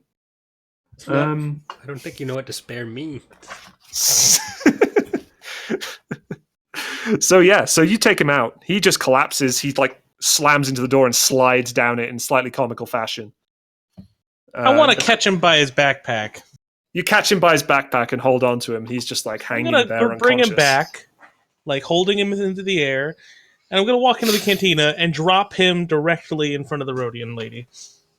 Okay, yeah. So you drop him in front of the Rhodian lady. She gives a slight, little quiet round of applause, and she's, "Oh, thank you. Yes, you certainly dealt with them. I'm going to pat him down efficiently." You pat him down. He has on him 2 modified quick draw blaster pistols. So they can be they're standard light blaster pistols with 6 damage that can be drawn as an incidental. And he has a key, presumably to the door. Can you say those items again? Sorry. He has 2 modified quick draw blaster pistols. I can give you the stats of them if you want to use them at some point. Sure, I'd love to know. So they're ranged light, damage 6, critical 3, range medium. They have a stun setting, and you can draw them as an incidental. So you can draw the pistols as though you had the quick draw talent. Okay, all right. Okay. So that's those pistols. And he has a key, which presumably is the one is the one that was in his hand that he was scrabbling for. So the droid at the port said we needed to bring him its head. Do we need to remove that now, or do you think that's something that they'll do? I'm going to pat him down again. I'm going to look deep in his pockets this time. Okay, could you make a hard perception check, please? We're just ignoring the fundamental question at hand here. There's some character traits I'm trying to follow, and you need to shut your dirty mouth. The Rhodian sidles up to you again and says, "Hello, I'm Sukata. Thank you for saving me. What's your name?" Who is she speaking to? Kuvrani. Because he's the Rhodian. She's speaking Rhodian to a Rhodian. You don't know what she's saying, probably. Okay, and you said what difficulty? Hard, so 3 difficulty. My name's Kuvrani. These are my friends Laith and Sis. We're trying to get rid of paying a docking fee. What is my roll real quick here? Can we help So you? you got... She's like, "Oh, that's interesting." So 1 threat, you take a strain because you'd find nothing of you. There's some disgusting gunk in his pockets, an old chew bar that he'd clearly left in his pocket and forgot about, and it's disgusting, and it's all over your hands now. So you take another strain. I'm gonna stand up and release a very deep sigh, roll my eyes, and take my claws and, not trying to avoid the sharp bits, wipe them directly on the Rhodian's face. Not the lady. Yo, So there's Kuvrani trying to be smooth, and Bruh. he gets... I I'm mean, gonna I just said then I'm trying to get pick out of him up paying by a his fee. Is that really shirt. being smooth? I'm gonna pick him up by his shirt and say, "Where's his money?" Pick who up by his shirt, sorry? The weak way? No, her, Kuvrani. You're Oh, you picking pick up me Kuv- up to ask where the guy Yes. we just killed's money is? How He would was a I know? slave. He wasn't a scholar. All right. I helped you kill him. We came here together. I'm gonna then take him. You're the one that took the in job front to of the kill weak- him. I'm gonna take him and put him in front of the dead man and say, "Now you're gonna look through his pocket." To the weak way? No, the guy Oh, that I found the fucking candy bar hit. And you're gonna experience this nutty mess. Why? Okay. No. That's gross. Okay, I saw so- you do it. Let's make... So this is interpersonal here. This is intra-character drama. So I think we need to have an opposed check. So I think we're going to have... Oh, fuck. We're gonna my have willpower's Sis. garbage. We're going to have Sis roll his coercion. And we're going to have Kuvrani try and stop him with his discipline. Oh yeah. So can you roll... So what we're going to do is first we'll roll... We're just going to do it with the green and yellow dice. So could you roll your coercion, please, Sis? I'm sorry. Where is that exactly? That's in the social skills section. God, how do I unselect everything? Here. That's awful. You just gotta click on the thing once and then you can use your scroll wheel and it lets you navigate around on it. There you go. So you're at 2 proficiency, 1 ability for your coercion. Oh, for fuck's sake. you get threatened by a Trandoshan, you have a bad time. I don't know why I'm getting threatened by the Trandoshan. All right, I'm gonna roll that, and this Apparently is correct. Kalo is an yes, that is correct. That's all it is. Apparently Kalo is an adversarial character. So that's 3 success, 2 advantage, okay? With 1 ability die. That's not possible to beat. But we can see how badly you lose for the fun of it. So I'm pretty sure it's 1 proficiency, not 1 ability. Oh, so you have Excuse a you. rank in discipline? I do. Okay, so yeah, so maybe you do have a chance then. So let's clear that and roll 1 proficiency die. All right, homie, what do you got? Okay, I gotta get the equivalent of, I need the, what is it called? The triumph. That's the one. If you get a triumph, I think that will be allowed to beat. Nope. Sorry. You're doing what he says, I'm afraid. No, Kuvrani shoots he's gonna a look roll at Sis. correctly, right? And then starts He's gonna find that candy on his own, right? begrudgingly going through Darrow's pockets for reasons he doesn't quite understand. Your hands start getting also quite sticky, and you take a strain.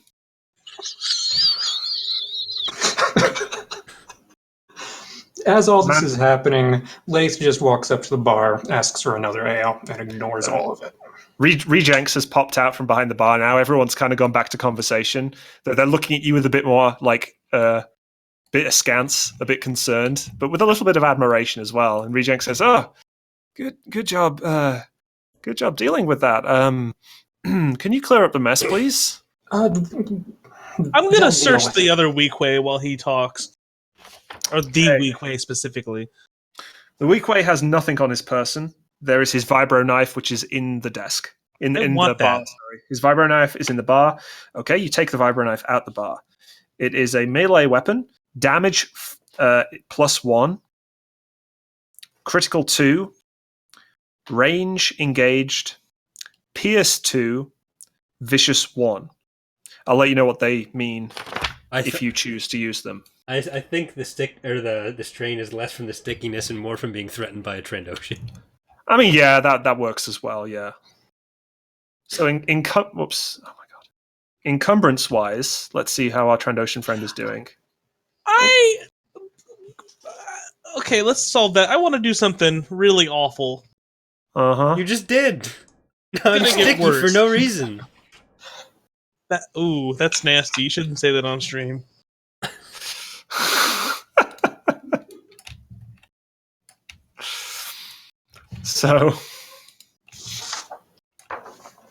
So anyway, God. this is why it's a dry run.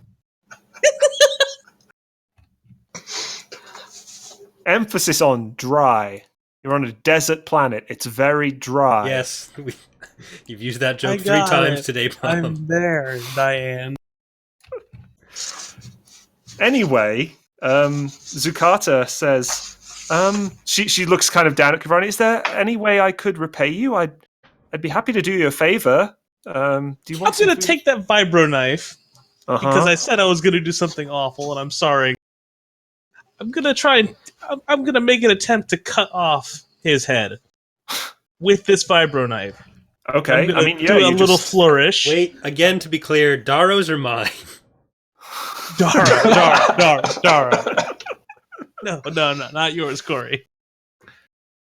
I'm impressed how literally you took that droid, but okay. But no, you can't get mad. I'm playing the strength character. No, I know, Like- I understand. You start slicing his head off. Everyone in the bar starts looking on in disgust, but like interested disgust. And there's like blood pooling everywhere.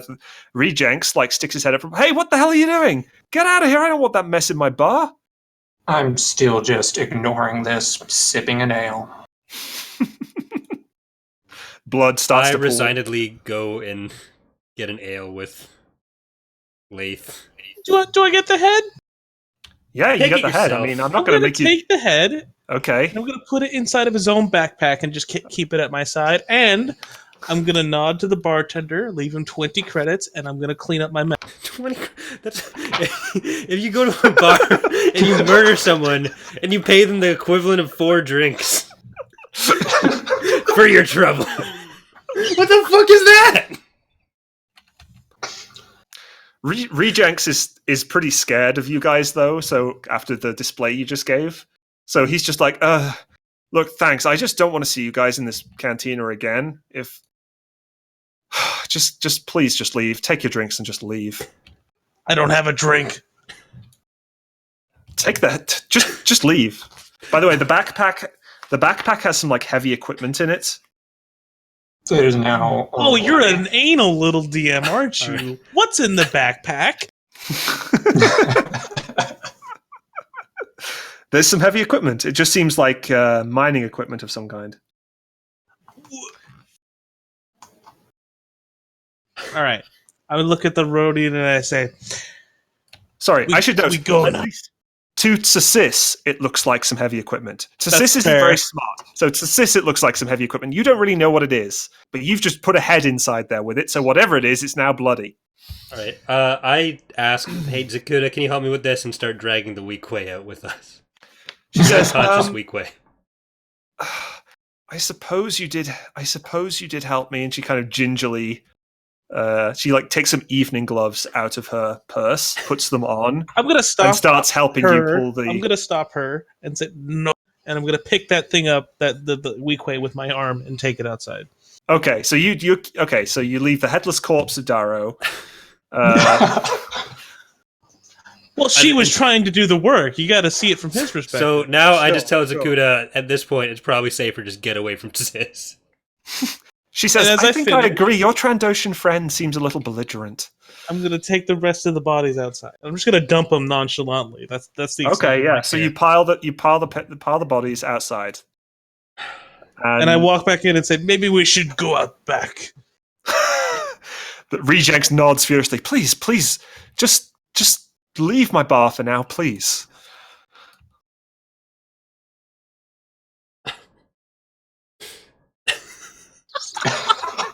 You invited me to this, Corey.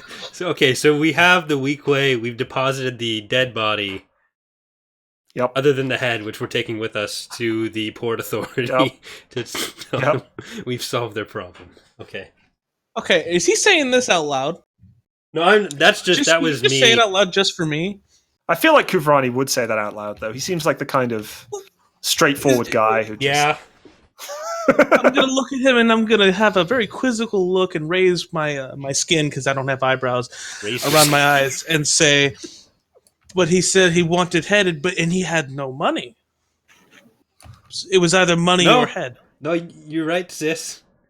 I'm too sticky to disagree. And I'm gonna look at the Rhodian lady and give a shrug. She left. Oh, she No. did? Damn. No, she did follow you guys. She's like, Oh. by the way, you haven't happened to hear about any missing droids lately, have you? Oh, believe it or not, I stole one of those earlier. Oh, what was it? An astromech? I don't believe it was what 4. No, that was a 3PO model. You said the one that I Yes, stole. but he did mention mentioned his what buddy. sounded like. Yeah, he mentioned his buddy. She's like, oh, well, there's this astromech I've been looking for. Look, I know this isn't very interesting, but I'm here doing some work looking at hyperlane routes and doing some mapping for various guilds, and there's this astromech droid that has really good maps of the Kessel Run that I'd be very interested in acquiring. Do you think you could possibly, since you have that, what you say is his friend, perhaps you could look into its databanks and see where that astromech might have gone? I'd love to, but somebody shot it, so it might take some time. I look Someone at sis. Oh, I see. Well, I'm I'd gonna say look that- very offended and step up to the my Rhodian friend, not her. I'm gonna treat her with a I little think bit of friend respect. is a strong I'm word gonna say- after the day we've had. And I'm gonna say, you would rather leave that droid in seething pain? It's a droid. It's not in pain. I'm going to spit on him and say, you know nothing. I could have fixed it. I don't know anything. I'm a technician. This is what I do. I fix stuff. I make droids. You shot it. You know how hard it is to fix a shot droid, you idiot? You know what you do You're paying to a for the replacement Varactyl that has parts. its... You know what you do to a Varactyl that is sick? You shoot it. and as the sounds You're of a their horrible arguments doctor. phase off into the distance, we'll take a short break, I think.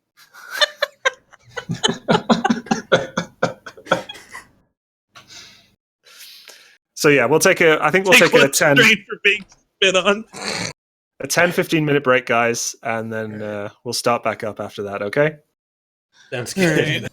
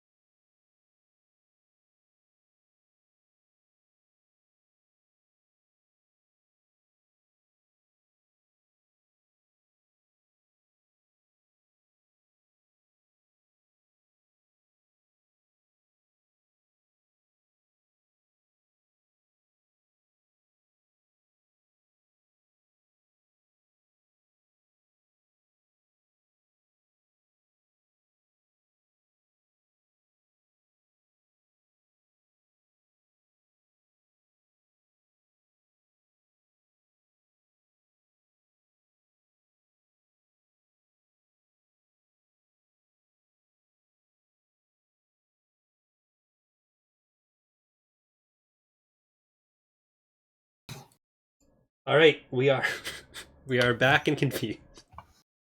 So the screen fades back in a typical Star Wars wipe fashion to the fading out of the argument between Sasis and Kuvrani. Zucata's just been kind of standing there tapping her feet, and she kind of purses her lips as much as a Rhodian can, and says, "Well, I'll be at this flop house if you need me," and gives you a little card for a local hotel, and you can find me there. Let me know if you find anything out about that astromech droid. Will do. So And she saunters off. we got to find this Port Authority guy and give him the head. Okay, you're going to go head off to the spaceport. Sis, you should do that. I'm going to stay in the ship while he does that, and I'm going to try What am I to doing? see if I can Sorry? recover anything from the memory from the other droid. Okay, so you Getting guys. free parking is what you're doing. Oh, I'm gonna go talk to the. Oh, hell yeah! Let's do that. I will tag along with him.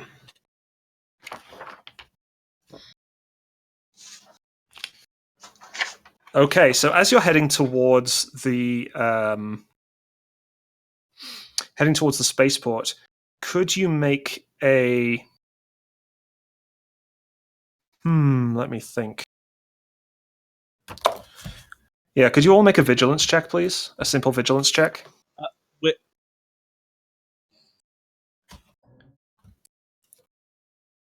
Well, So who rolled that? That was me, Lath. Okay, so that's one triumph, one success, one advantage. Then we have so if everyone else, Sasis and Kuvrani, could you also roll? I'm in the ship. Would I be? You're not in the ship yet. You're walking back to the ship. Okay, so we're Everyone's going walking back to the ship right now. Yeah, you're all heading towards the spaceport, and you're all rolling vigilance because some of the stuff you just did is going to come back and bite you. Good. I'm down. I'm down. For advantage. And finally, One ability. the best vigilance. So vigilant. You'd have a starship land right in front of you and you wouldn't notice. One advantage. Amazing. Okay. So then let me just double check. So we have, let me check a couple of adversary blocks. Because you all know that's a good sign when I say that. We're all gonna die a horrible sticky death. Possibly. One of us is not sticky. Oh no, I'm not sticky anymore. I put the sticky on his face. And you never got any blood on you when you were cutting a guy's head off. Yeah. It dried. All right. Listen. Okay, so first, going to be a proficiency and an ability for one of the guys, and that is.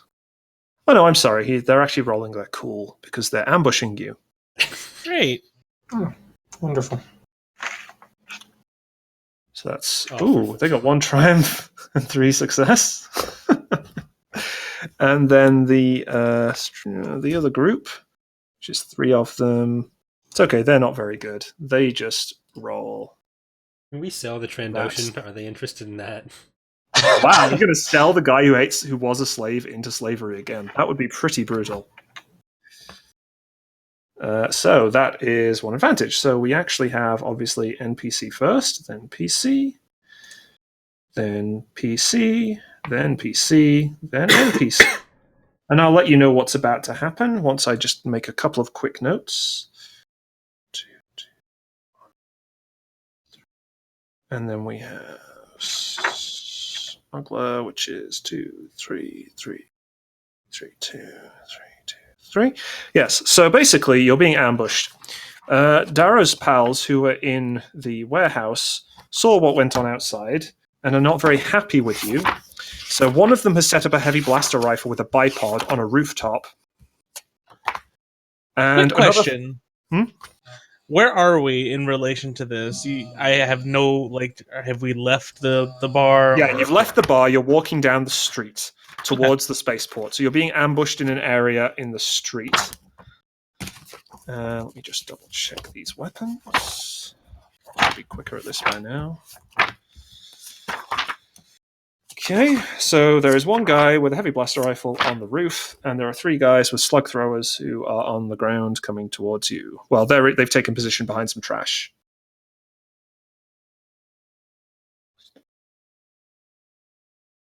And the heavy blaster rifle, which is 10 damage, long range, auto. Okay, so Does this to give you an idea, there are some, but let me see if I can put one up that makes sense. There might not be. There's a sci-fi map tile map pack, but I don't want to take too long putting stuff like that together. I'm just thinking it might be something we can work out for. For the full one, I'll definitely be willing to put something like that together. Yeah.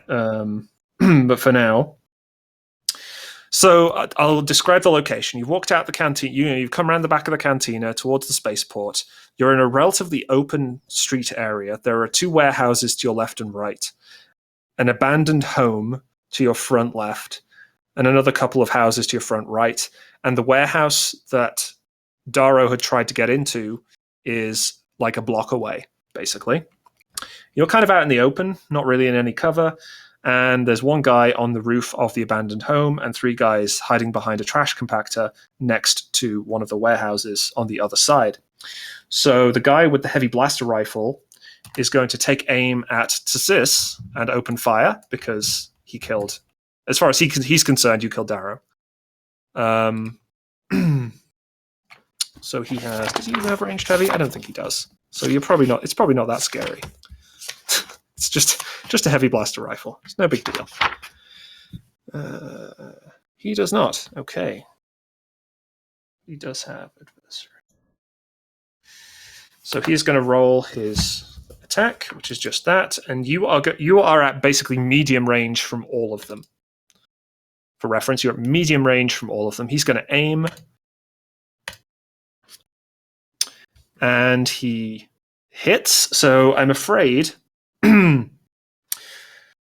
I'm afraid, our Trandoshan friend, you take 10 damage as blaster bolts fly from the barrel of this rifle from the rooftop, smashing into you from above. And yeah, ouch, 11 damage. So, for reference, Kalo, you subtract your soak from that, so you take 4 wounds. Sorry, 7. Yeah. 7 wounds. 11 minus 4 is 7. I can do basic mathematics. Kalo, is this? Yeah.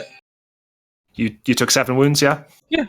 Okay, cool. Sorry. Then Nershal and I have been using the blue counter. So in front of your sheet, there's the blue counter. He's been using that for strain. And so if you use that for strain and the red one for your wounds, just so we can keep track of it in a way that everyone can see.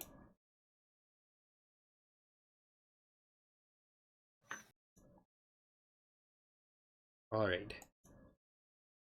So remember, you don't take 11 damage, you take 7 because you absorb your soak. Or did you already have 4 wounds? No, I'm not aware. Sorry. Yeah, so whenever you take damage, you subtract your soak from that damage. Okay. So that was the guy who first ambushed you guys. So now it's all of you before the next set of 3 guys, the street toughs hiding behind the trash compactor. Who wants to go first?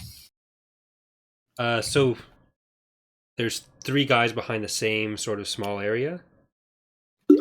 Yeah, 3 guys. They're all clustered together.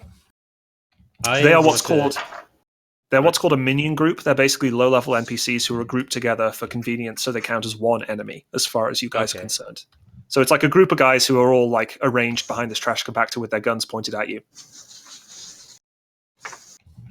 It wouldn't take damage as a group, though. It would be... They do take damage as a group as well. Okay.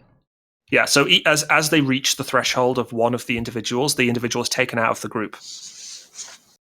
So they're taken out one at a time as you reach the threshold for their the minion. So would it be a waste to throw a grenade in them in that situation? Or I'd say a grenade would be extremely effective in that situation. okay, so that I just want to make sure I wasn't like wasting the AoE. So I'm gonna do that. I'm gonna chuck one of my grenades at him.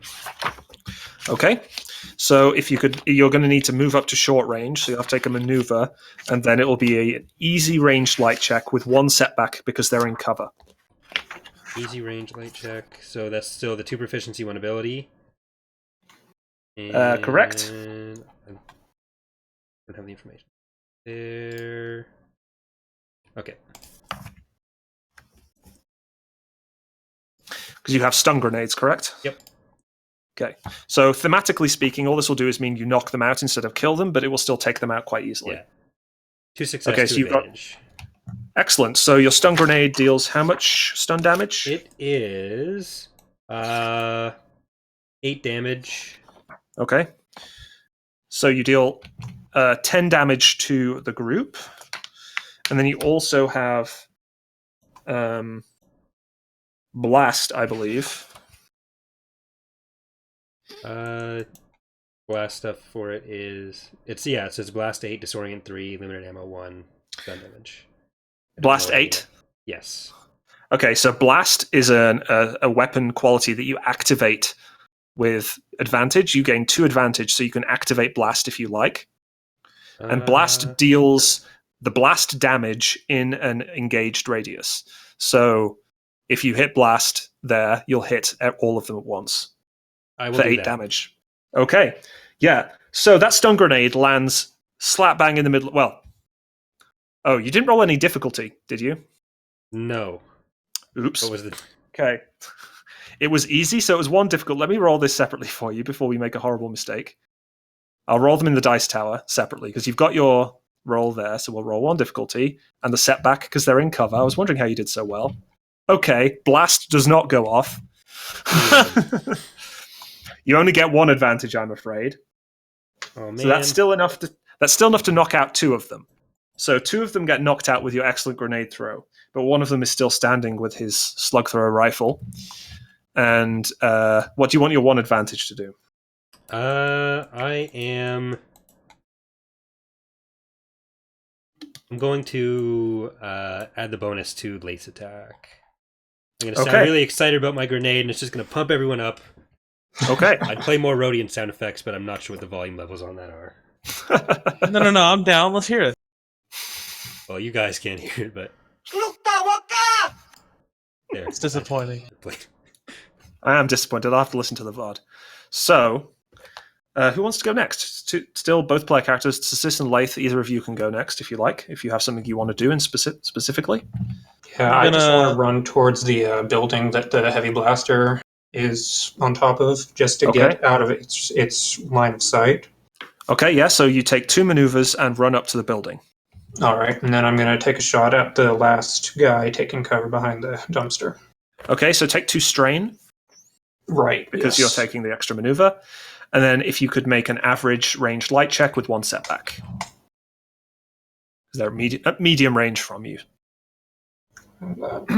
They were kind of on opposite sides of this area, so you're now on the opposite side of the ambush. Right, region. And then I get a boost thanks to Corey. Yep. Okay. Looks like a good hit. 3 success, 1 advantage. So you deal how much damage with your... that'll be a total of 9.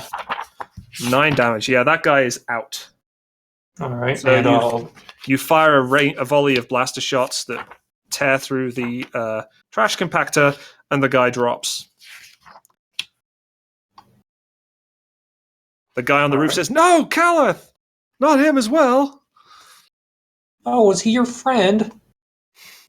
For reference, how many people are left? 1. Because there's more dying. Technically, 2 of them are knocked out. 1 of them is dead. There we go. I played more inspirational Rhodian noises. It doesn't have any mechanical effect right now. And then there's one. So for reference, the 1 guy left is at medium range from you. He's on the rooftop. He has a heavy blaster rifle set up with a bipod. So to be clear, he's on top of the roof, and if I go to the foot of the building, he loses line of sight? That would be correct. It would be he would have to walk up to the edge and fire down at you. I am going to use that advantage to pass a boost die to Sis. Excellent. Sounds good. What are the rules for being hitting max wounds? If you hit your wound threshold, nothing happens. If you go over your wound threshold, you pass out. Okay, and how is death determined? Death is determined if you go over your wound threshold, you take a crit. Death is determined if you take a crit of 150 or more. There are other crits you can take which are slightly under 150, which will lead to death the next round. Okay. To take a crit of 150, you have to roll a percentile dice. You have to get 100 and then plus 50. So you have to have a lot of crits before you die. What is incidental? So that means I could just do it, correct? Incidental means you can just do it at any time, yeah. It takes you can do it on your turn and it takes no action or maneuver. So he's in medium range, and I Yep. think can I dual wield? You can if you want. It increases like the that. difficulty. Yeah, I figured. We're going to just take one out, and I'm going to set the pistol to stun. Okay. So if you set to stun, stun is only short range, so you'll need to move JK? up. Just kidding? Okay, so you're setting it to kill. Okay. We've already stunned 2, so we're good. That's fair. You've done your quota of not killing for this combat. Is there Get info. Is there a building to put to give me defense if I move up to it, or some type of you can take a maneuver and move into cover behind some garbage or trash compactors or a building if you like. Sure, I'll do that, and then I take aim. Correct me if I'm doing this. So if you can take one maneuver to move into cover, and then you can take another maneuver to aim. If you do that, you'll need to take 2 strain. Okay. And then you can shoot. Okay. So then you can take your shot. You'll gain 2 boosts, one because of the aim, one because of the boost past you from Lath. And then the difficulty is medium. He's in cover because he's on the roof. I should say he is an adversary. So he has that.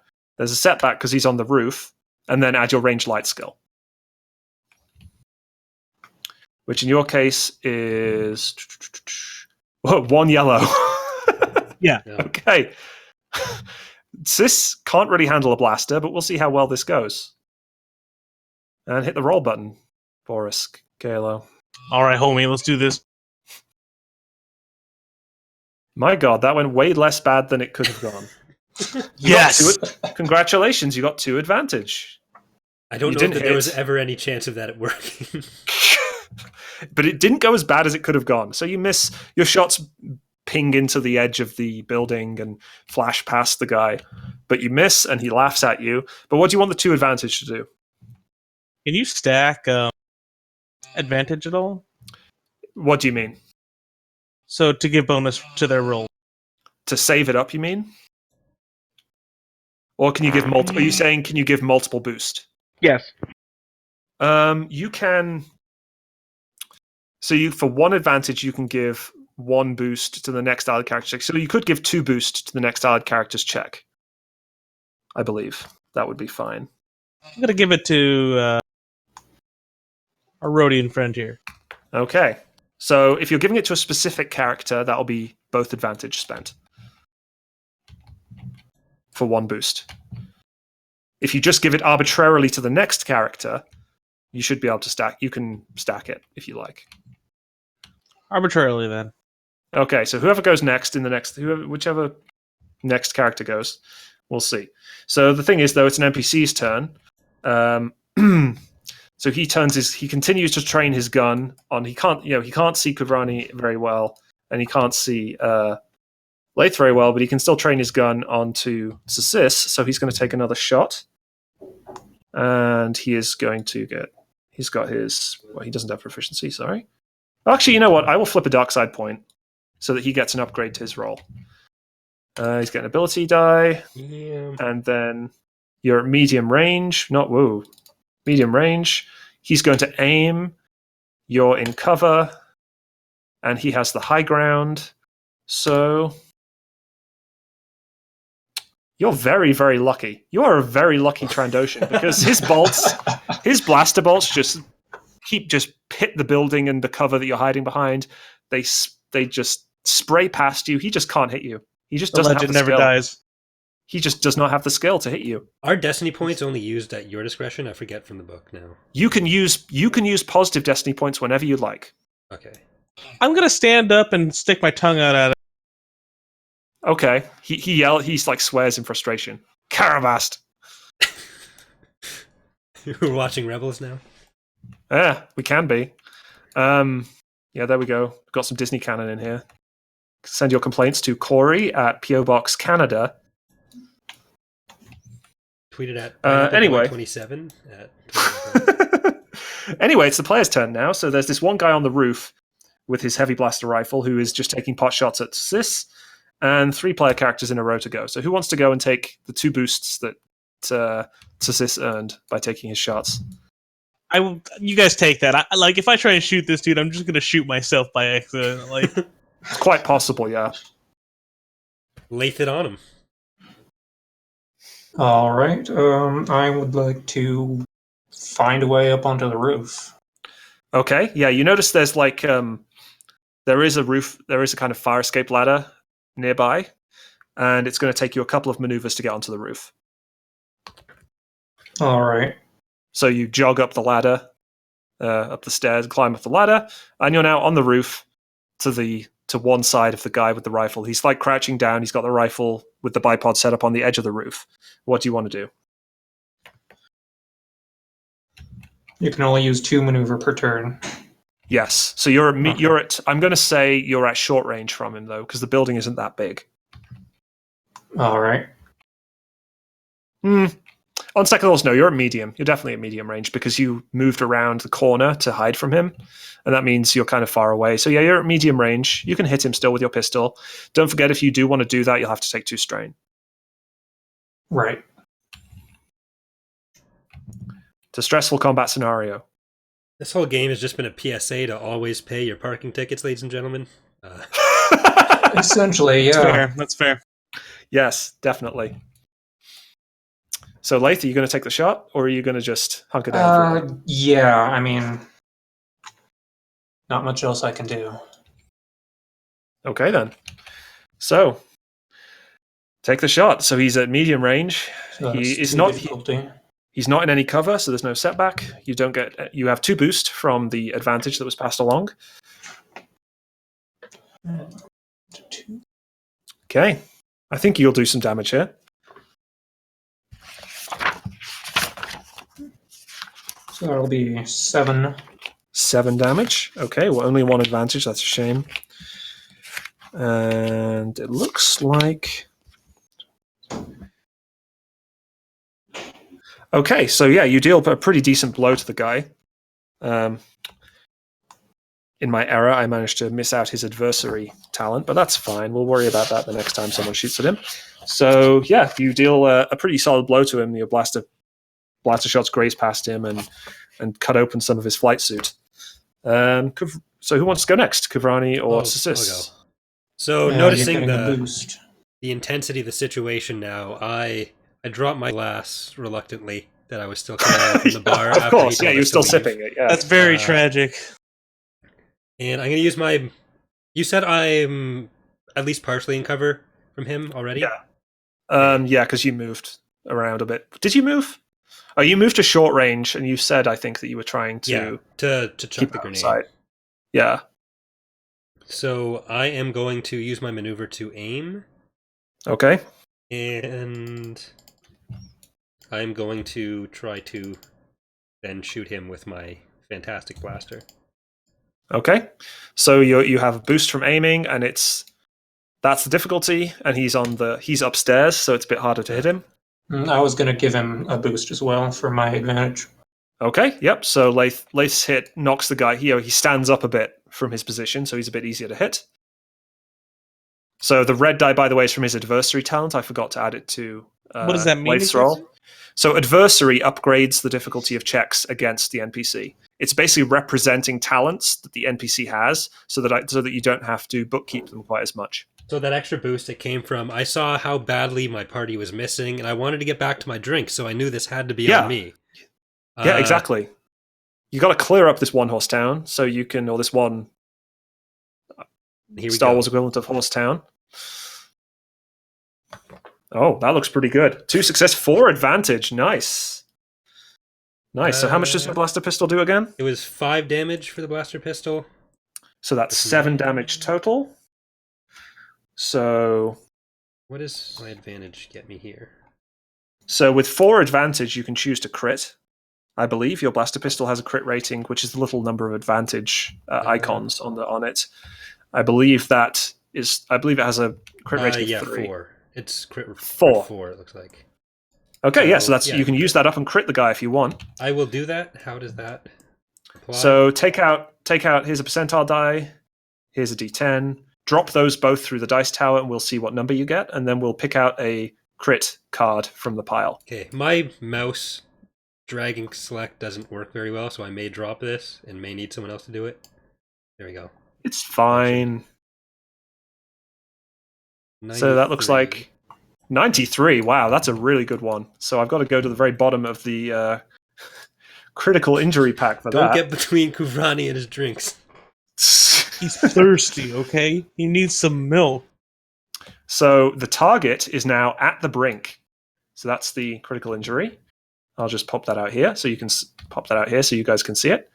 So every time the target suffers 1 strain each time he performs an action. So every time this guy performs an action, he has to suffer a strain, which is a pretty severe disadvantage. Life is hard and then you die. Pretty much. So to Sis, speaking of dying, our slightly injured Trandoshan. I'm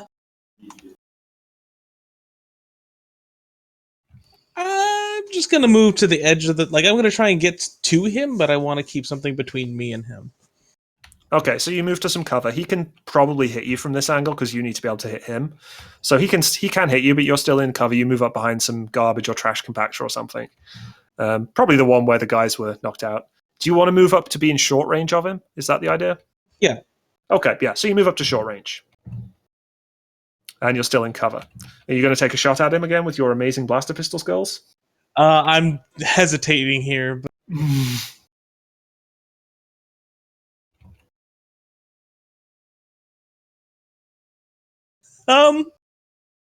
how do you feel on players improvising? Depends what's the improvisational plan. I'm happy for players to improvise in this system. The system accommodates it quite well, so I don't mind. I'm gonna take out the backpack. Okay. And take out his head and kind of jiggle it at him and be like, "What a shame!" Okay, so could you make a could you make an average coercion check, please?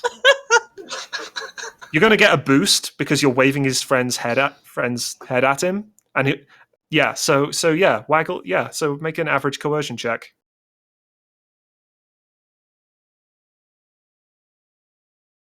And what's the boost at that? The boost is because you're waggling his friend's head at him.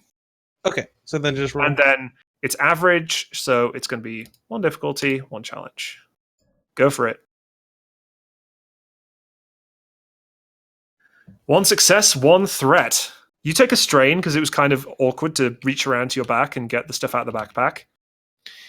But he immediately, he stands up, he drops the gun, it clatters to the rooftop. He says, okay, I see, I get it. Okay, I surrender. I don't want my head cut off. Just let me go, okay?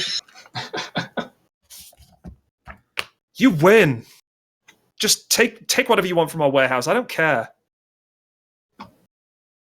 We just wanted to not pay a parking ticket. What? You're not even after Doba? We weren't. Now she's going to send people to kill us. Maybe we will be. Well, he's certainly going to send people to kill you now. He did. That's who you are. There's a hell of a lot more than just me. I'm gonna Look, I'm out of this request business. that I'm he. right here. I'm gonna request that he gives me that rifle of his.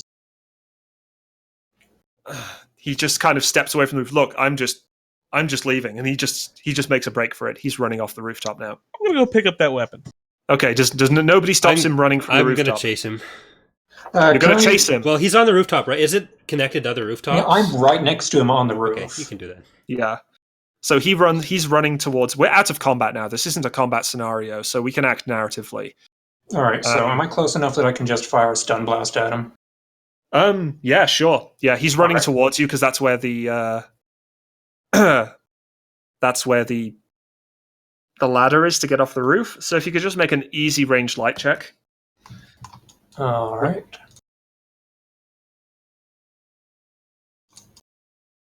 Easy, not. Oh, sorry. That's okay. And it's not going to be adversary because we're out of combat now, and he's basically surrendered. But you're going to shoot him anyway, I guess. So let's re-roll that. Oh, It was a really good roll, but you need to re-roll that. 2 success, 2 advantage. Yep, your stun blast, yours does 8. So yeah, he just crumples to the floor, unconscious. All right. tell me about my rifle, my man. I'm probably gonna die, so let me enjoy myself. What do you want your 2 advantage to do, Laith? What sort of stuff can that do out of combat? Well, you can still do some of the combat-related stuff. You can recover a strain if you want, for example. You can recover 2 strain. Oh, That might be helpful. That's an excellent idea. I'm going to do that. Yeah, now you're down at half your threshold instead of heading towards it rapidly. Okay, so Sis clambers up onto the rooftop and saunters over to pick up the rifle. It's quite a heavy rifle. Specifically, it's a heavy blaster rifle. Damage 10. Manufacturer and the. Is this a Merson product? Golden Arms. It looks like a typical DL-19 heavy blaster rifle. You know, the typical. It's been modified a little bit. There's a bipod attachment so that you can set it up on hard surfaces to give you a bit more cover. It deals 10 damage. It has the auto fire quality, and it's ranged heavy. So it requires the ranged heavy skill to use. I'm going to walk over to Laith and say, "It's a good shot." And I'm going to hand him the. You're going to hand him the heavy blaster rifle. Yeah.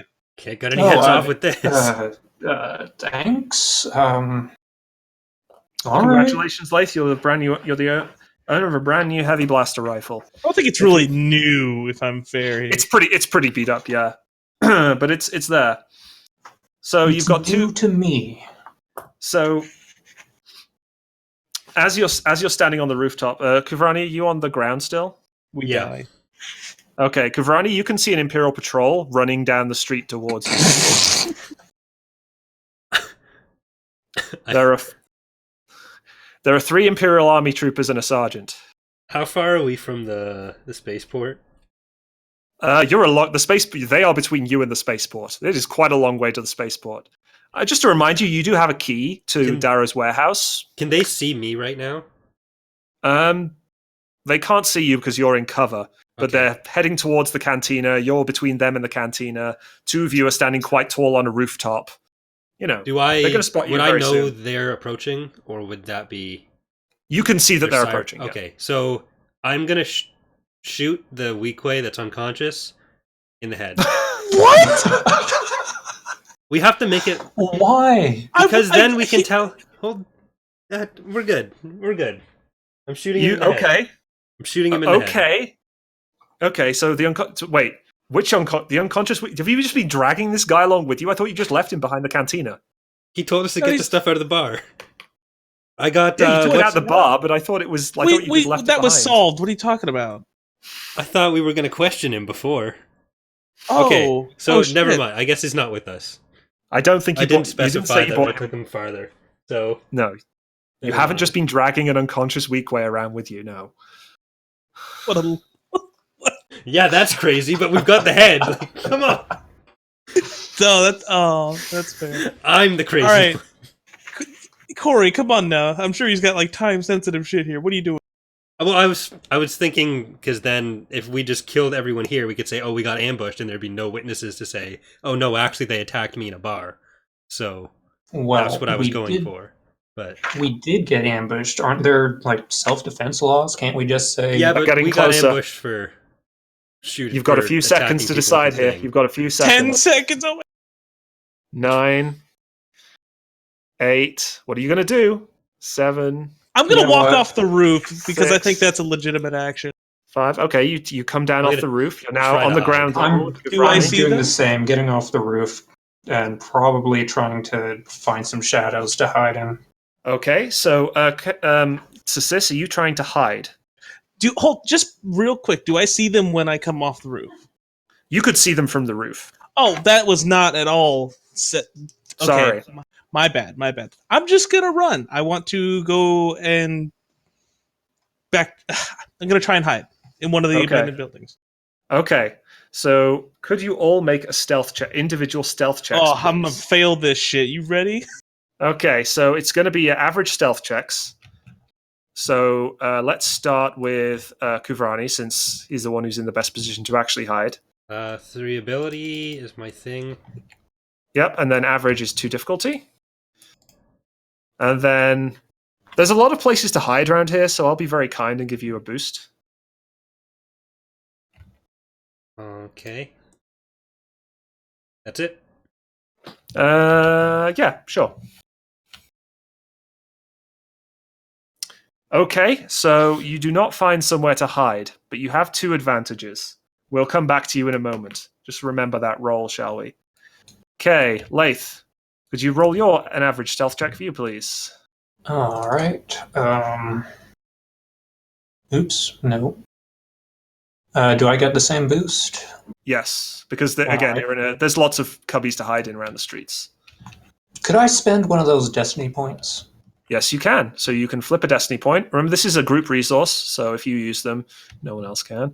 And then you're going to remove an ability die and add a proficiency die. So you upgrade your roll, which gives you a chance at a triumph and also All right. increases your chances of success. It looks like it was a really good choice because you got a success and 2 advantages. Okay, you have successfully found somewhere to hide. You dive into a trash compactor. Okay, it's Sis. Oh, Turn off nice all the smell. trash compactors on the... So your stealth to Sis, I believe, is just 2 green. 1. It's 1. Yeah, that's why I was. Yeah. So. And 2 difficulty. Reroll, please. Yes. Sorry, that's my bad. That's okay. Okay, you did not, in fact, manage to find somewhere to hide, and in fact, you got a threat. Okay, so to Sis, you're out in the open, holding Darrow Blunt's head. Unless... Because you didn't say you put it away. That's fair. So- That's fair. I didn't. So you're out in the open, holding Darrow Blunt's head. Lath, you are in hiding. What do you want the 2 advantage to do?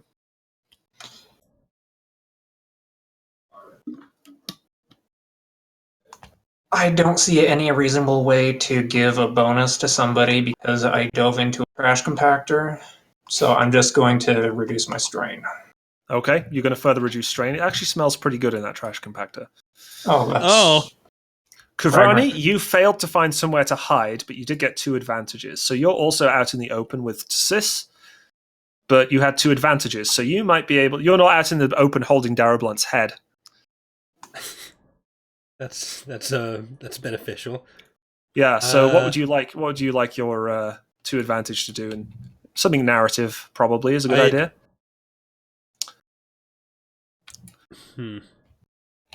For the notice a single important point in the ongoing conflict, such as that thing, can that be applied at all in this situation? That can be applied. That can be applied to anything. Yes. Okay. So if you would like to notice an important point, that would be perfectly valid. That would be nice. Okay, it looks like Darrow Blunt's warehouse that he had tried to hide in, the door is open, and you could probably just sneak your way into there pretty quickly before the stormtroopers notice you if you went immediately now. I'm doing that. Okay, you dive into Darrow Blunt's warehouse. Oh, and I dove into a trash compactor? I mean, you can choose to not have. Where else would you like to hide? Is there anywhere else you'd prefer to hide? Darrow Blunt's Am I warehouse. not close enough to get into the warehouse?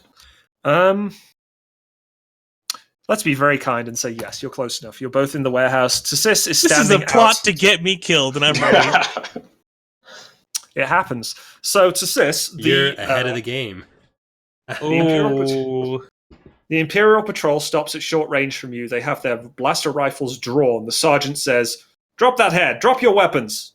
I'm gonna very slowly drop the head, and I'm gonna very carefully edge the backpack off so as to kind of demonstrate goodwill and just hold my hands in the air. Okay. Demonstrate goodwill with the decapitated head. The Imperial troopers. The sergeant says, "Good, stun him." All the Imperial troopers open fire with their weapons set to stun and knock you out. Okay. So you are now you are at 1 over your strain threshold. So you're at 13 strain total.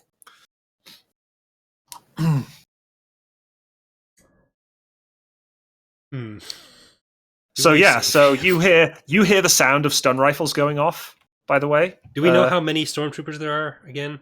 Yeah, there are 3. They're not stormtroopers; they're army troopers. Okay, just army troopers. This backwater world. This world doesn't even merit stormtroopers.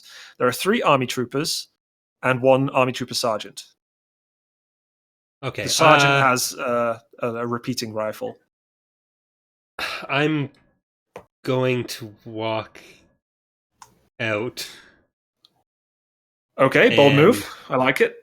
Bold move, Cotton. Let's see if it pays off. You see Tsis lying unconscious on the ground, and he's being put in binders by a couple of the army troopers. Oh, you found my Trandoshan. Thank God. He ran away. I've been looking for him everywhere. It looks like he got into some kind of scrape here. Look at all these unconscious people. Thank God you guys stop. came around. While Kuvrani walks out the door, can I start setting up the heavy blaster rifle? No. Yeah, sure. You prop the blaster rifle up against the floor because that's the only place you have to prop it up right now. There's no really accessible windows that look out onto the area. So you lie down because apparently that's what you do with the heavy blaster rifle with its bipod set up, and you have kind of something resembling line of sight to the troopers. And yeah, Kuvrani, they're all pointing their rifles at you now and have asked you to drop your weapon. I drop my weapon. Okay, your blaster pistol clatters to the floor. You're under arrest. Come over here, Rodian. And they've still got their guns trained on you.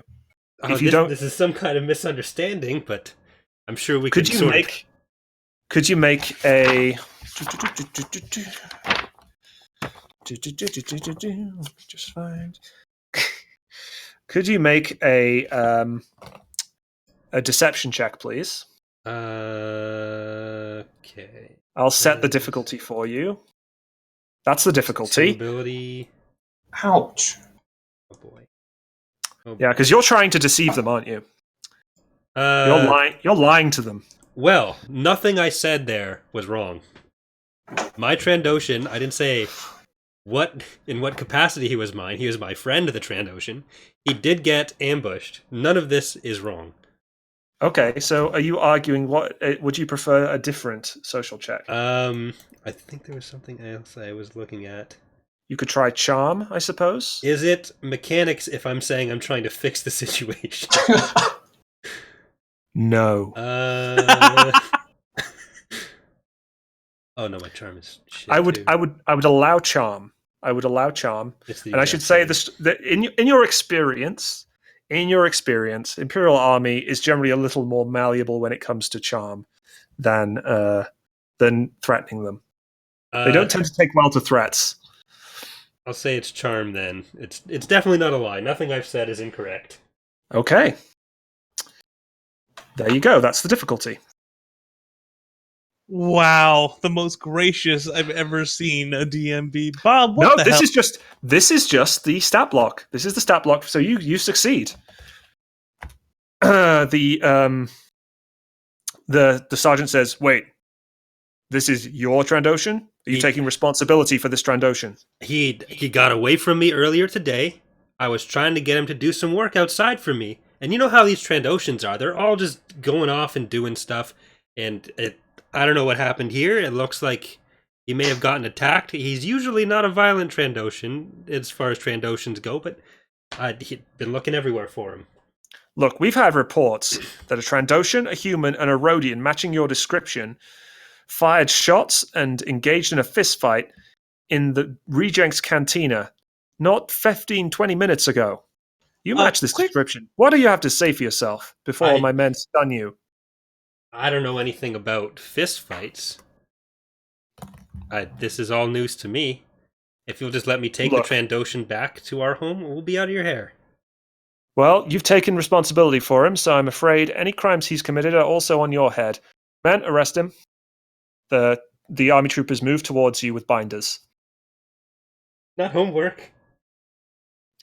No, not binders at home. No, much worse than that. They put you in shackles unless you resist. Are you planning to resist? I'm going to try to duck and hope that things happen. Could you make... Can I ask a quick question, just real quick? I'm just curious what happens when you are unconscious, and what are you allowed to do as a... Nothing. I mean, you're unconscious. Okay. You can't act. You can't take maneuvers. You can't communicate with other players, really. So I'd rather you not provide suggestions in character, because that would be weird. Well, duh. Just checking. Just making sure. So anyway, could you make a hard coordination check? A hard coordination check? Yeah, you're trying to duck out of the way. 3 ability. So that's hard. Career skill. Okay. Just 3 ability. Okay, take the roll.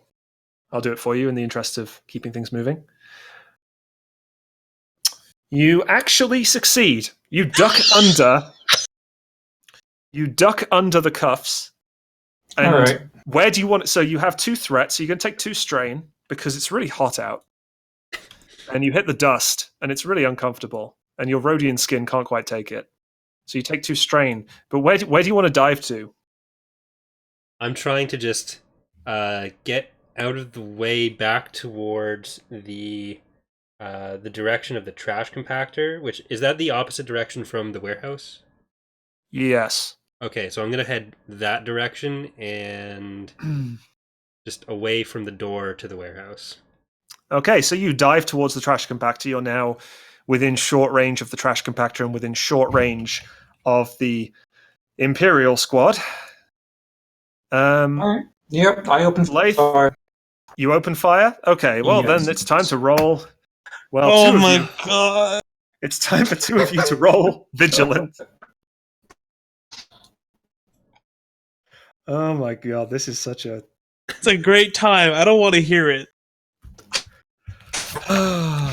Boy, oh boy, I'm getting... Yeah, All right then. So, roll simple...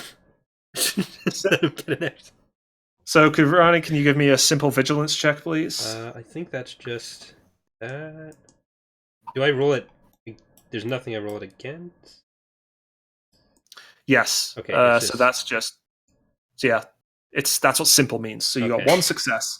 Excellent. Laith, could you roll a simple vigilance check, please? All right.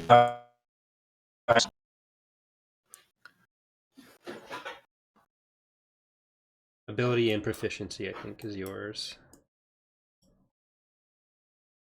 I can't interact with the roller and both. Sorry, you're breaking up a bit there. Oh, great. Can you hear me now? I'm hitting when anything's happening. Can you still hear? We can sort of hear you, but it's very robotic. I'll be back in just a moment. Okay, so we'll just take a short break here, I think, while we wait for Inertial to solve his 999 ping. That is quite high. It's over 900. It's not the meme, though. So we should have stayed in the thing. the thing. Which thing should we have stayed When in? we got in the warehouse, I shouldn't have tried to. No. No. It was a bad idea. I didn't know how much they knew. I thought it was just a patrol passing by. I didn't know there were reports. I thought people at bars were a bit more honorable than that. You killed multiple people and chopped one guy's head off. I didn't. No, he didn't. Hold on. I did. Yeah, and you've been apprehended. However, both the other two of you fired shots, and you're being apprehended. Yeah. You guys started the fight. Well, No, the one guy shot first. all right. Are you? Is my voice? Am I sounding better now? Yeah, you're good. Yes, All you right. sounded There was fine. some screaming going on elsewhere in the house. So. Wow, how rude of them. Right? Yeah. But all right. Have I gotten my vigilance roll done yet? No, it does not look like it. Okay. So that is 1 yellow and 1 green, yeah? And 1 success, 2 advantage. All right, and so now the group of troopers will go first. They have... Oh dear, oh dear. It's bad. So when they're in a group, they're stronger. Oh boy. Oh boy is right. 1 success, 3 advantage. Okay, so guess who goes first? It's not you guys. It's never us. Okay, so they're going first.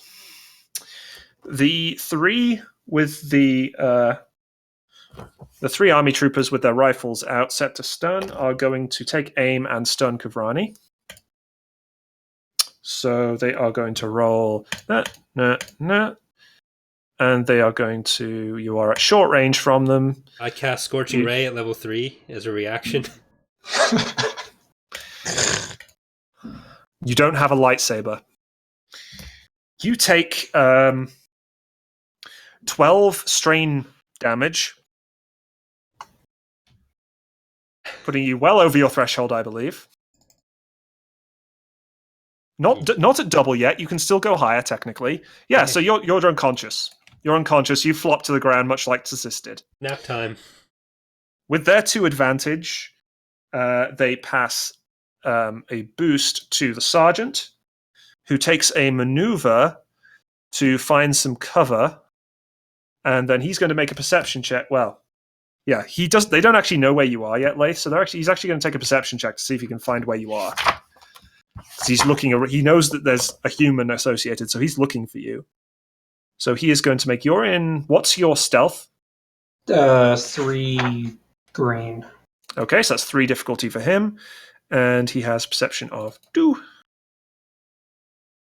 So he is going to. You know what? No, that's fine. So he's going to see if he can find you. He's gone into some cover, and yes, he does see you. So they know where you are now. He takes a strain because he had to look into the dark, and he's an army trooper. He doesn't have a fancy stormtrooper helmet, just goggles. So he takes a strain. Okay, so Leith, you're the only player character who can act. Yeah. So I what's think the I plan? was. Oh, wait. When I got shot. There, sorry. I had to play a Rhodian sound effect. Oh, of course. I think I was firing into the group. Okay, you're going to fire at the group. So this is going to be absolutely flawlessly awful. Let's just be honest. You can do it. Okay, so they're at medium range. So that's that. They are not in cover because they're out in the open. They were just shooting at you. They don't have any range defense. So yeah, do you want to aim as well, presumably? That would be a good idea. Okay, the bipod. So usually the weapon is cumbersome 3. Oh, sorry, cumbersome 2. Yeah, no. Is it 2 or 3? Might be cumbersome. Oh, cumbersome 3. So usually because you only have 2 brawn, you take a setback, but because you have the bipod set up, you do not. So, Okay. I will say I'm going to actually add a setback because the line of sight you have is pretty narrow. There's some buildings in the way. It's not the best shot on them. So, yeah, take your roll, and we'll see if you hit any of them.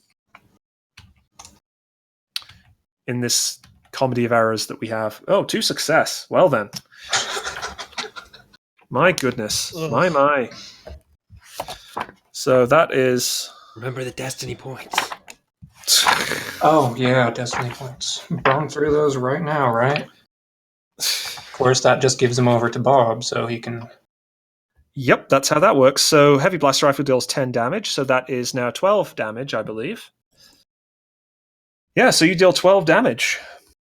4, 6, 8. So you take down one of the troopers in the group. Yeah. They yell, take cover, fire from the warehouse.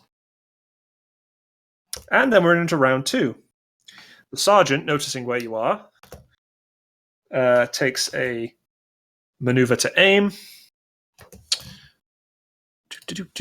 You're at medium range. You're in cover because you're in the doorway. Not very heavy cover, though. And he has yellow, green. So that's proficiency, ability. Yeah, so he somehow misses. Oh, But he finds a shiny nickel. But with his 2 advantage, he's going to add a boost to the army troopers. He's going to basically use his maneuver to give them an order. Men, take cover positions. So they using those 2 advantages, they take a free maneuver and move into cover with a line of sight on you, Lath. And it is now their turn as well. So the 2 that are left, who are in cover, are now going to take aim. And they're going to shoot at you. Notice that they've lost one of the proficiency die because one of them has died. You're at medium range still. And they hit with their heavy blaster rifle, with their standard blaster rifles, and deal 13 damage. Yeah, I'm out. No, you're not. Remember, soak. You only take 10 damage. Oh, okay. So you take 10 Well, wounds. I might as well be out. Hey, I believe I gave your character stim packs, or you might be the only character who doesn't have stim packs. I do not. I think you're the only character who doesn't have stim packs, right?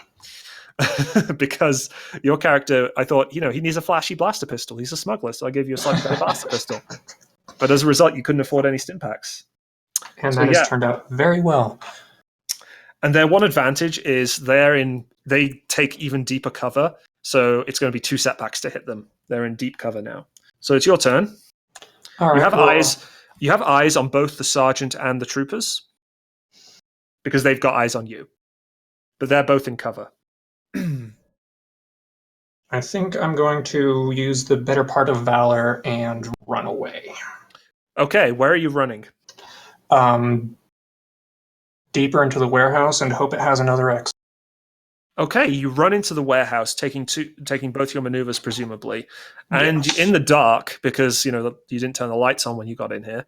In the dark, you bump into an astromech droid, which is hooked up to a computer, hey, which has the readout coordinates downloaded. we found the plot guy. we did it.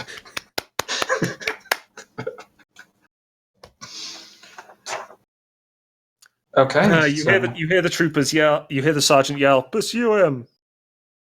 Is there anything? You're deep in the warehouse now. Yes, carry on. Is there anything I can do with the astromech quickly?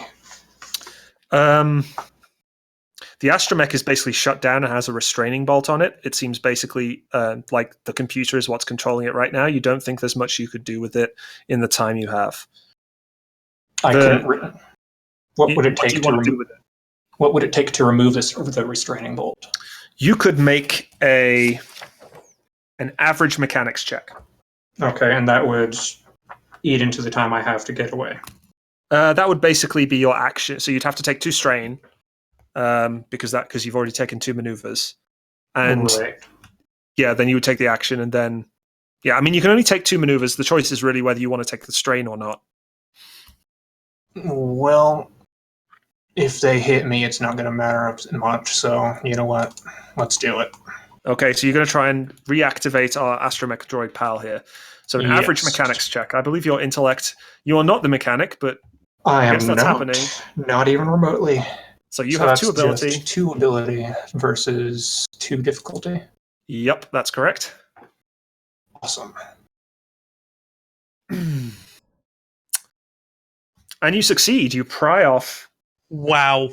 You pry off. You pry off the bolt, Wow. and the astromech droid whirs into life. And the computer screen, it starts beeping loudly, and computer screen starts interpreting the binary. Thank you for saving me. I'm R4W9. The army troopers are so impressed with your skills that they applaud and walk away, leaving. It just starts. It starts saying, "Oh, I was captured. Thank you for saving me. Do you know anything about a protocol droid, JJB9? You know, all that kind of thing.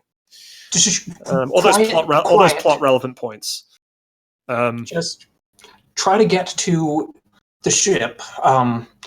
I try to quickly describe where our ship is and continue running.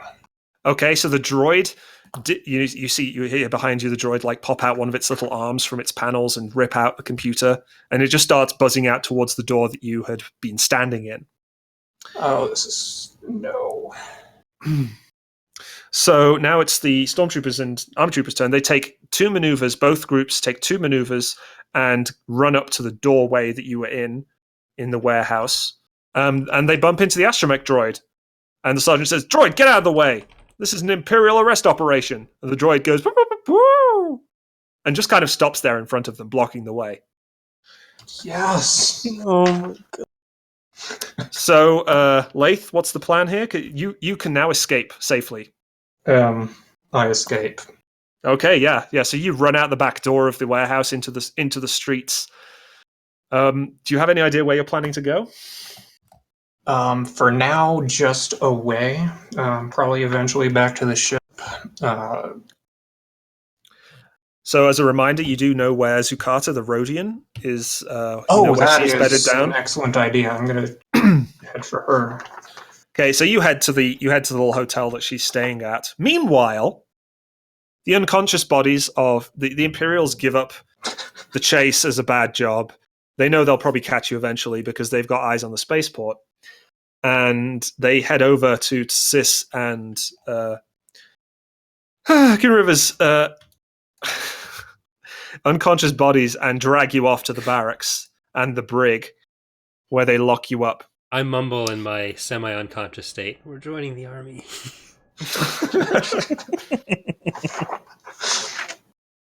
So both of you are. So it's heading towards nighttime now, and so later you get to the hotel just as it's nighttime. What's the plan here? Try to find. I've already forgotten her name again. Zukata. Zukata.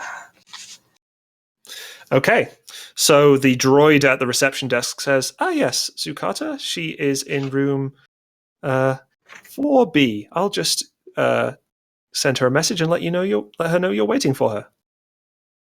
So after a few minutes, she comes down, still gorgeously dressed, and says, "Oh, I was hoping it would be your Rhodian friend." She's speaking basic, though it's quite with a thick Rhodian accent. I can't do a thick Rhodian accent, so imagine it. Sounds like Kuvrani is the only one who's thirsty in this place.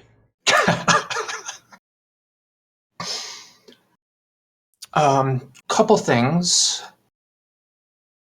I found your droid. Oh, really? Where was he? In a warehouse. Not really important.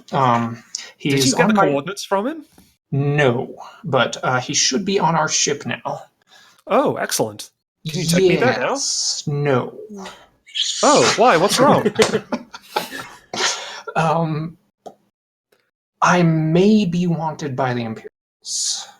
Oh, well, that's quite normal for people around here, I suppose. Well, how wanted rather, are we talking? I killed one of them. Oh, her face falls. I see. Well, look, you'd best come to my room when we can discuss this in private. She takes you up to her room. It's a kind of shabby little place, but clearly she's not too bothered about it. She's just there to try and find this astrogation information. She said, "So, do you have a way to contact your ship? Perhaps the droid can help us." Is there a way? Comlink.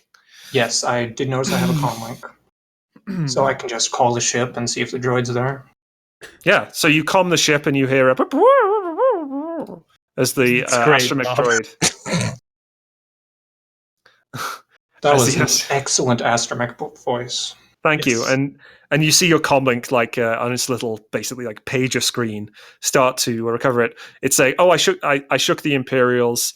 They seem to have a bit of a guard on the ship, but they weren't paying much attention to me. Good What do you job. need?" Thank you. Just wanted to make sure you got there. And to Coordinates. I would. Okay, so I don't know how I would do this, but I want to figure out how I can negotiate with Zukata to get her help to recover the other tail. Okay, sure. I mean, you can just make an average negotiation check. Straight up a negotiation check, if you will like, and you can narrate how your character says it. You don't have to come up with the precise words, of course. This is role playing, not improvisational acting. So feel free to make the roll, and we'll see how it goes. All so right. you want to try? What are you? So negotiation, you tend to be kind of trading something. So are you trying Right. to pay her, or Well, I have her droid, okay? and This has become a hostage situation. Oh my god.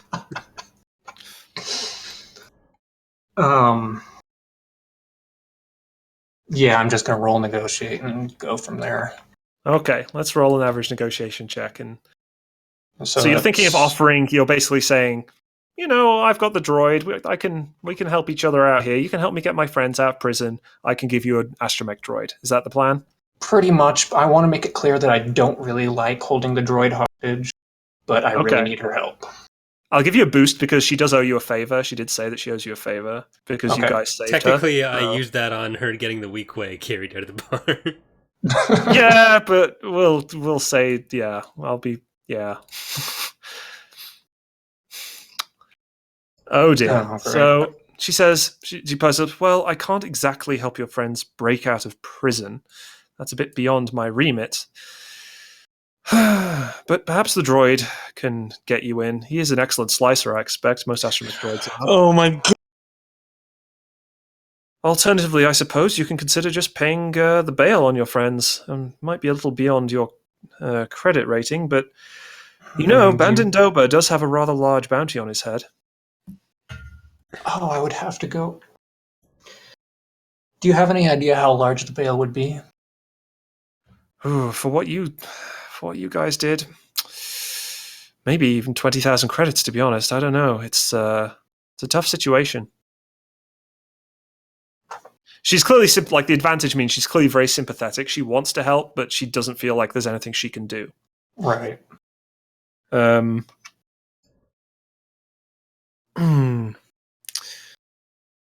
Perhaps you should just try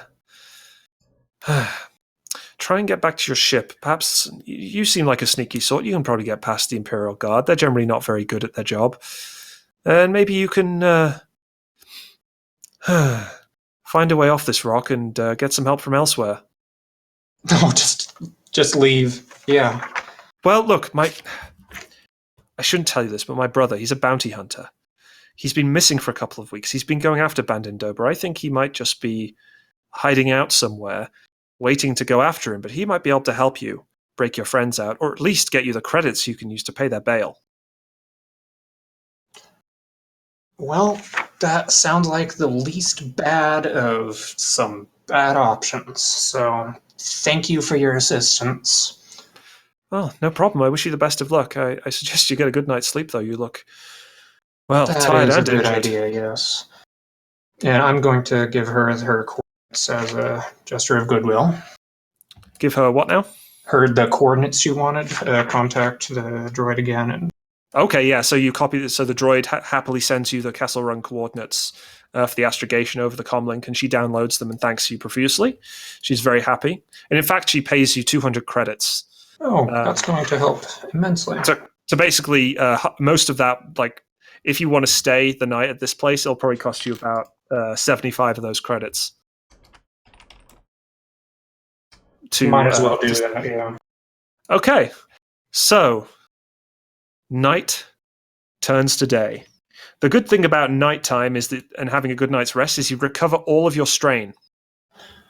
So you can reset your strain back to 0. All right. Everybody. So the two guys in the cell come round. You're now conscious. And everyone recovers 1 wound. Alcohol.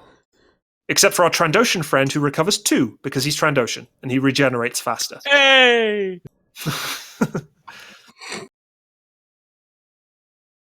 So yeah, you can. Yep. So everyone's good. So in the Good's cell, a strong word. so both of you are in the same cell because they don't have a very their brig is usually pretty busy. There's usually lots of people in there, so they didn't really have much space. So they just chucked you both in the same cell. There's one army trooper guard outside looking bored, and there's a couple of other people who sound like they're asleep in the other cells. Do you guys have any kind of plan? I would like to call over the guard. Okay. And the guard saunters over. What do you want, scum? Well, would he know anything about? Hey, you know why we're in here? Yeah, you shot up the bar and then killed an Imperial trooper. By all rights, you'll be executed in the morning. Imperials got shot? What? Who killed Imperial troopers? Your accomplice, of course, but you'll have to answer for it since he's not here. Oh no, that's horrible. Why would you do such a thing? Oh no. But are you aware of Darrow Blunt? What? Is this? He's one of the reported missing. Okay, forget the missing. That was his head. Any gang connections you're aware of? I'm sorry. What? Who's the prisoner here? Who's doing the interrogation? He laughs and starts walking away. No, wait, come back. Could you make an easy charm check? Easy. Because you're trying to be nice to this guy, kind of. But you're trying to get information out of him.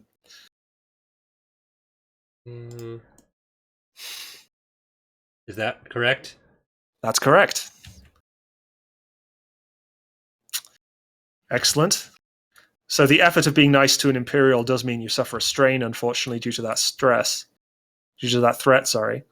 But he saunters back over. He's like, well, okay, whatever. What do you mean underworld connections? What are you talking about? He was a big, dangerous gangster. They were approaching us in that bar very menacingly, and then a chair slipped and hit him in the head. And they just I'm going to stand up. I'm going to stand up and say, no. He tried to assault the woman. Woman? Whoa. Look, that doesn't matter. Look, you say Darrow Blunt's a big he's not a big guy. He's he works small for fry. Abandoned Doba. Yeah, he's the big guy. He's the one with the bounty on his head. We were helping take down the big smuggling ring. Darrow Blunt's one of look, we don't care about those small fry. We just want to get Doba taken out, and that's why there's a 10,000 credit bounty on his head. Yeah, if you had any sense, you would have just gone after him. We like credits, and we were told by, you know who you should really be going after? First thing we got to this planet, that guy at the port, he was like, hey, give us the money or give us his head. So we thought the official policy on this planet was kill Darrow Blunt. That was our understanding of the situation. So if anyone should be in jail right now, it should be them. Imperial law has no interest in casual bounties. We have the Imperial bounty system and the Bounty Hunters Guild, and that's it. We don't care about you saying some guy in the spaceport asked you to kill someone. Look, you shot up some people in a bar, then you shot up some people in the street, and then you shot an Imperial trooper.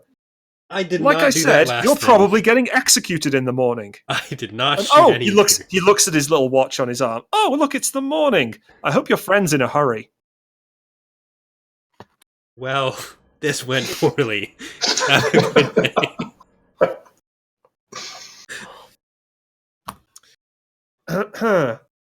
So, Tsasis, do you have any particular plans? I'm going to walk over and say, I just have one question. Yeah, what, lizard? Water? Yeah, it's in the back. There's a fountain. There's like this tiny, encrusted, it's like a dry, encrusted drinking fountain. When you press the button, like a little dribble comes out of it. Would you make your worst enemy drink from that? It's like, yeah, probably. Have fun. And he walks away. I thought that was the toilet, I yell as he walks away. He goes back to picking his nose in the corner. Any So- big ideas there, Tissy? You got us into this mess, and I'm still sticky. So Hold no, DM, is he still sticky?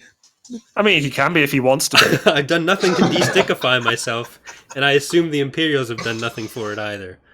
You've So- probably got dust stuck to your hands as a result. I mean, don't forget, Rhodians have little sucker fingers. So your little sucker fingers like full of sticky dust. Yeah, this is awful. This is why we don't chuck chairs at people, Tissy. I hope you've learned. But he shot us. You didn't. You started it. No. A bar fight's different, okay?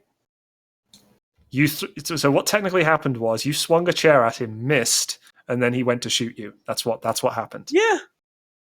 You did swing the chair at him first, though. Yeah. You assaulted him. He acted in self-defense. And It's then you not cut a assault guy's if head you off. missed. Okay, yeah, that's on me. So None of since, this had to since it happen. seems like our incarcerated, possibly soon to be executed, we shall see if. I mean, I know where this is going. Where's the cavalry? Lath, what's the cavalry doing? So this Zucata's brother, the bounty hunter. Yep, she gives you like his comm info, so you can try and comm him, but you'd have to get to your ship because your handheld comm won't reach. How the fuck did it reach last night? What? Has my stuff been That's a confiscated? good He's question, off. yeah. He's off world. He's not on. He's off world. Oh, okay. And yes, all of your stuff has been confiscated. Your blaster rifles, your blaster pistols, your grenades. More comm arrays or comm links and stim packs. Yeah, all of that has been confiscated because unless you had time to put it in a prison pocket, which you didn't because you're unconscious, Prison pocket. I thought they might have just chucked Better me in not there, talk. took my weapons, and not given the sticky Rhodian new clothes because that's kind of gross. Well, no, they didn't give you new clothes, but they rifled through your pockets. Oh, These guys don't get the chance to steal stuff very often, so they're going to asset forfeiture their way through this. right. Carry on. That was my question. So anyway, Lath, what's the plan here? All right, so I'm gonna pick up my comm link, realize that I'm not gonna be able to reach the bounty hunter without getting to the ship. Yep. So you can probably sneak to the ship or lie your way to the ship. You're pretty good at lying, right? And you're a human. All Right. humans look the same. Not all humans are very heavily shot up, though. I mean, you can go buy some stim packs and look less heavily shot up. Bear in mind, the important thing to remember about wounds in this game, wounds aren't like HP in the same way. Like wounds are more like drama points in the sense that once you go over, you're just knocked out, right? You're not taking actual wounds, real damage until you take critical injuries. So Okay, wounds, you that basically makes look a like lot you've more got sense. you've basically got like lots of blaster marks on your clothing, and like maybe you've got a slight graze and that kind of thing, but you're not like bleeding heavily or anything like that. Okay. You just look like you've your face is a bit like gray, like dusty from being near the barrel of a heavy blaster rifle for a while. But you left the gun, by the way, didn't you? Oh yeah, there was no time to pick that up. Okay, cool. Just wanted to make sure. So yeah,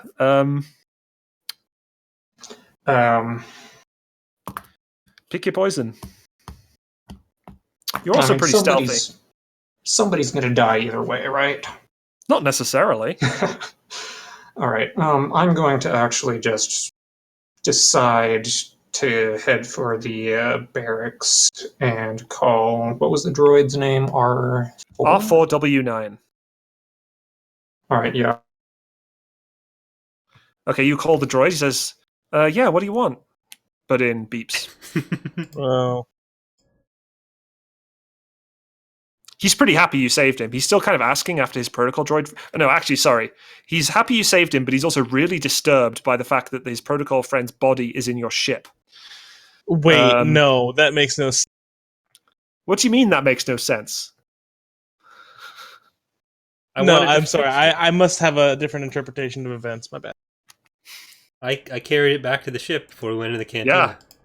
Yeah. You dumped it in the Did he, workshop. Because I wanted to fix it, which was going to be more difficult after it had... So basically, Good R4 shot. has been working on fixing his friend. he's kind of at the moment he's like sending you questions like, do you know what happened to JJB8, which is his protocol droid I have friend. no idea. And by the way, I don't know if you noticed, but he dinged out. That's a yeah. Oh, inertial had to drop. Okay. Yeah, I don't know why, but he just left. He might have just lost connection. Yeah, Discord can do that sometimes. Oh, Meanwhile, I'm back in the tempted. prison. I mean, we're dead. Like, just so we're clear, I'm aware. Not necessarily. There's always a way out. I mean, Inertial's got really good deception. He can probably lie you guys out of prison. If the last guy who's wanted shows up at the prison, like, hey, let those other guys out, that could go poorly. Shows up. It depends. They don't know much about his description. I want to pay bail for someone. By the way, I didn't shoot your friend. They haven't seen his face much, you know. That is true. He did not turn the lights on. This was established canon. They don't really know what he looks like. So he's just a guy. A guy who's disconnected from Discord. I considered playing the racism card when they just assumed that we're the same Rhodian and Trandoshan with a decapitated head. I've had players do that before, but you can't really argue that with the whole decapitated head thing. It's a little harder. I should have just stayed in the You should have stayed in the warehouse. Two of you could have rescued Sis. Lath rescuing you two? That's a bit of a tall order. You said it was a one shot, okay? I took that as we're gonna have some fucking fun. Yeah. I mean, yeah, that's probably not fun for the DM. I'm sorry, Bob. We're gonna find ourselves in some sticky situations. The good thing is that I didn't write this story, so I don't feel bad. It's why would you feel bad? Wait. This is my retardation. Hold on a second. It's a pre-made, so I don't feel like I spent time writing a wonderful story for you guys that you have ignored and thrown to the wayside and shot to pieces. All right, am I back? I mean, I assumed that you would not do that because that's how one-offs usually go, from my experience. Race to the bottom of the barrel. They don't have to. You just dove straight to the bottom of that barrel. Yeah. Hold on. To be fair, you followed me to the bottom. We were getting shot. Anyways, Lath's I'd back. like to point out that he ducked Lath's under back. some binders. I did do that. All right, sorry. So, Lath. Yeah. Any particular plan? Arthur wants to know why his body go along. Yeah, Arthur wants to know why his friend is in your ship, but he's just happy repairing him right now. What did you want him to do something in particular? Zucata said he was a pretty good slicer. I figure that's a good thing to have along when you're on a prison break. Mm-hmm. He says, "Oh yeah, no, I can slice into most things." All right, well, let's go. Get where I'm going. Where are you planning to meet him? Near but out of sight of the barracks. Okay, so he heads off towards the barracks, and you don't have. He has like a built-in comm, so you can still contact him pretty easily. All right. So yeah, he heads towards, and you meet him outside the barracks. You notice as you walk through the streets that some of the patrols, like there are Imperial patrols walking around, right? The occasional ones. They've given you a side eye, but they don't really seem to recognize you or care who you are. To them, you're just some guy walking around. Okay. You look a little beat up, but a lot of people look beat up on Formos. Right. So if I see a place that has stim packs on the way, I'll grab some, but I'm not going to go out of my way. Okay, yeah, you notice there is a small, a medical supplies store where you can get a couple of stim packs. They're 25 credits each. All right, I'll grab a couple and use them immediately. Okay, so each stim pack, so you can restore. So if you use 2 stim packs, that'll be all of your wounds gone. They restore 5, then 4, then 3, then 2, then 1 in a 24-hour period. Perfect. So there's your stim pack used up and gone. So that's 50 credits. You're now right as rain, aside from some singes in your fancy coat. Okay. Right. So you meet R4. He beeps at you. He's like, "So, what are we breaking into?" The barracks got a couple friends in there that aren't going to last very long, probably. Okay, so there's a door at the front, obviously, with a couple of troopers outside. There's a laser cannon on the roof. You haven't really searched the place thoroughly yet, but you can if you want. So go around the outside. Good idea. Okay, so could you make an average perception check, please? Set up the blaster cannon. I don't have it anymore. Oh, you mean the one that they have? That's an idea.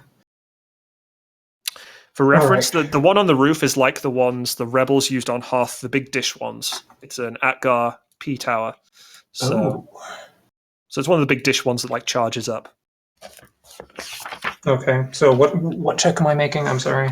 Average perception, please. Perception. All right, so that's one of those, 3 of those, 2 of those. You fail, but you get 3 advantage. You don't find anything of particular interest about the outside of the building. There are a couple of other entrances, but they also have a guard posted at them. What do you want the 3 advantage to do?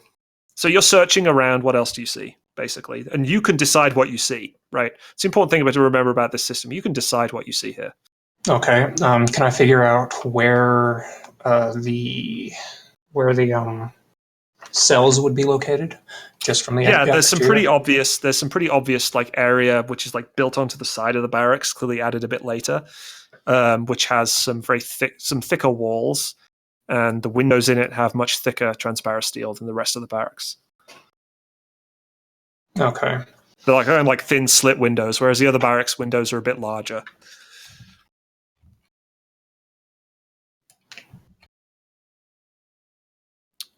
Is there like a front desk guard or something like that? Yeah, you can just go in and talk to someone if you want. There's a couple of guys at the entrance who will, if you say what you're there for, they'll wave you through if you can come up with something appropriate. All right. I'm going to do that and say I want to report a disturbance at the cantina. Okay, so if you could make an average deception check. Hey guys, things I'm actually good at. They're on lookout, so I'll add a setback, but you actually have a talent that removes setbacks, so you don't get any penalty there. Yeah, so let's see if Lath can get in here safely. He can. Excellent. 2 success, 1 advantage. They wave you through. Sure, yeah, go report it at the desk. Your 1 advantage. Do you want... I honestly don't know what to do with those out of combat yet. Well, so let me just have a quick... Find something notable. Just one option, I think. Yeah, so that's a classic thing. And then you can look at the general skills in the book. So, for example, for deception...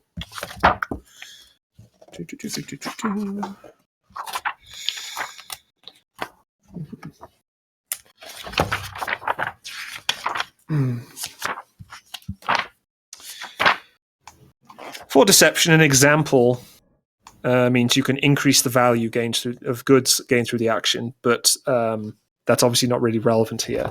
Right. I would say that maybe they seem reasonably well inclined towards you. They seem like you're like, oh, he's a model citizen. So next time you interact with them, if you interact with those guards again, there'll be a boost. I don't think there's much chance of that. Who knows? But we shall see. So you head in, and R4 follows you behind. Inside, it's kind of a bit gloomy. There are some glow lamps. There's a couple of benches, and there's a desk with a rather bored-looking woman in Imperial dress uniform. Well, not dress uniform per se, but the kind of officer-style uniform that they're wearing when they're not on duty for patrol. Standing at the desk, just yes. What have you got to report? Yeah, pretty nasty dust up at the cantina yesterday. And I just started babbling. Yeah, we heard lots about that. Have you got any more information that we don't know? You know where the human went? No, but I do think I saw a Deveronian in there somewhere. Okay, so do you want to make another... So this is going to be another average deception check. So you're basically trying to throw the Deveronian in as the... Honestly, I don't know what I'm doing, so yeah. Okay. That's fair. That's fair. Okay, so that's going to be another... It's the same kind of NPC, so we'll see if she sees through your ruse. No, 2 success, 1 threat. Yeah, so you take a strain. This is... You really right. don't... Because you don't know what you're doing. Yeah, like you said, your character doesn't know what he's doing either. He's just like, yeah, there was a Deveronian involved. She's like, oh, a Deveronian, huh? Yeah, we've been tracking one for a while. Did he have a bunch of data pads with him? She starts making some notes on her data. Oh, yeah, that's definitely the guy. Interesting. We'll have to take him in for questioning. Just thank you. casually throwing a guy under the bus. Thank you, citizen. You can be on your way. Yeah, sure. All right, and as I'm leaving, I just want to take a really good look around. Okay, so you can make another average perception check. Perception.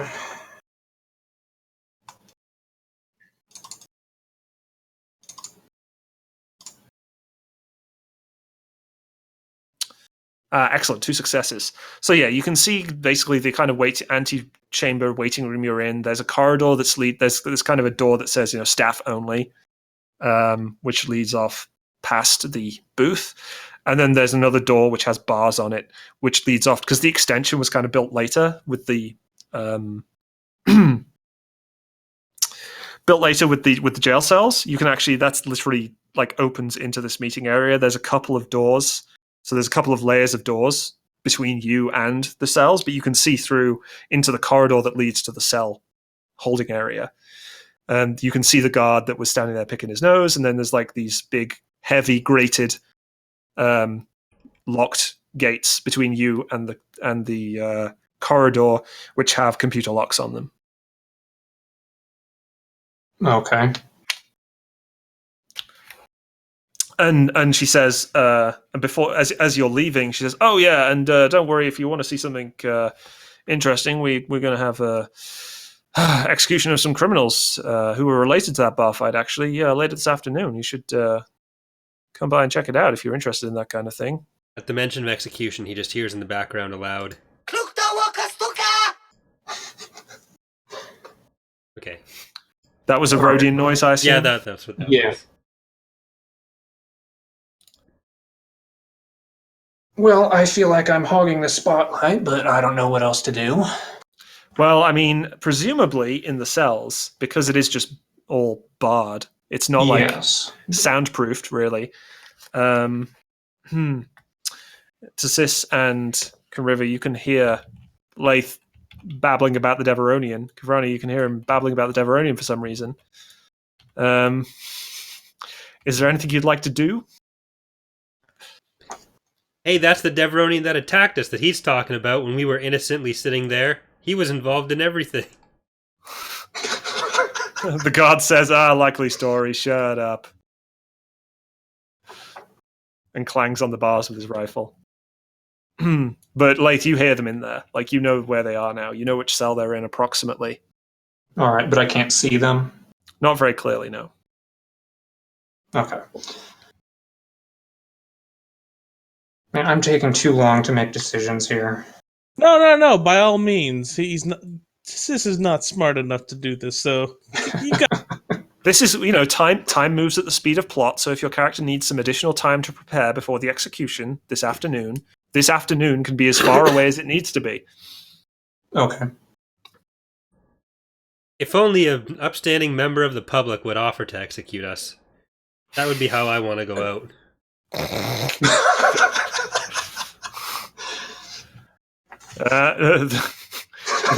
The guard smacks on the bar and says, "Shut up, you've just got the firing squad."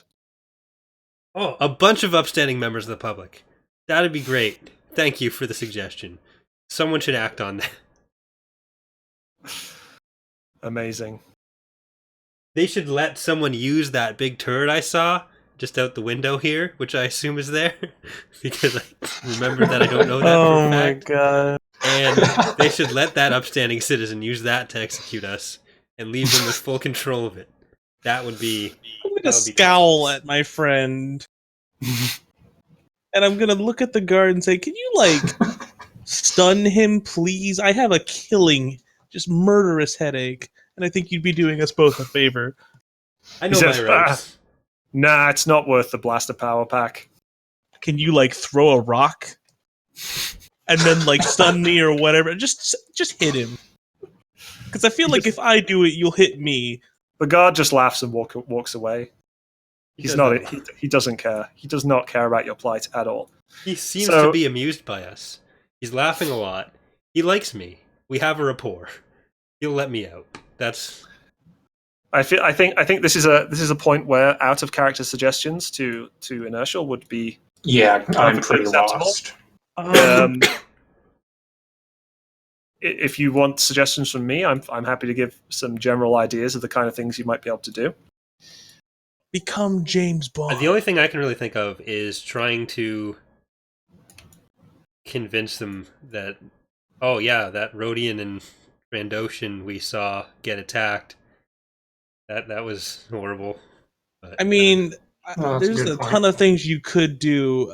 I'm just gonna say it because I think it would be interesting. I mean, you have witnesses that can lie and say that Zakru's someone else father. started the fight, Oh, that is fair. and that There with is still that, the whole dead Imperial Trooper thing. That Well, they happened don't know it was after him. we were knocked out. That's true. That's very true. That's Technically, true. We were you involved in that. are directly implicated. You try to resist. The closest we get is a Rodian resisting arrest. That's technically the only thing they have directly on you. A They're Rodian pinning who, the other stuff for all on they you. knew, was trying to just tie his shoe. Let's be real here. The other stuff they're putting on you because they have no better culprit right now. So the way I see it, there are a couple of ways. There's the blast them out of jail with some method, laser cannon explosives kind of way. There's the talk them out of jail with the, you can either pretend to be an Imperial and say they're not actually guilty, or you're taking them away. You could pretend that you could convince people that they're innocent.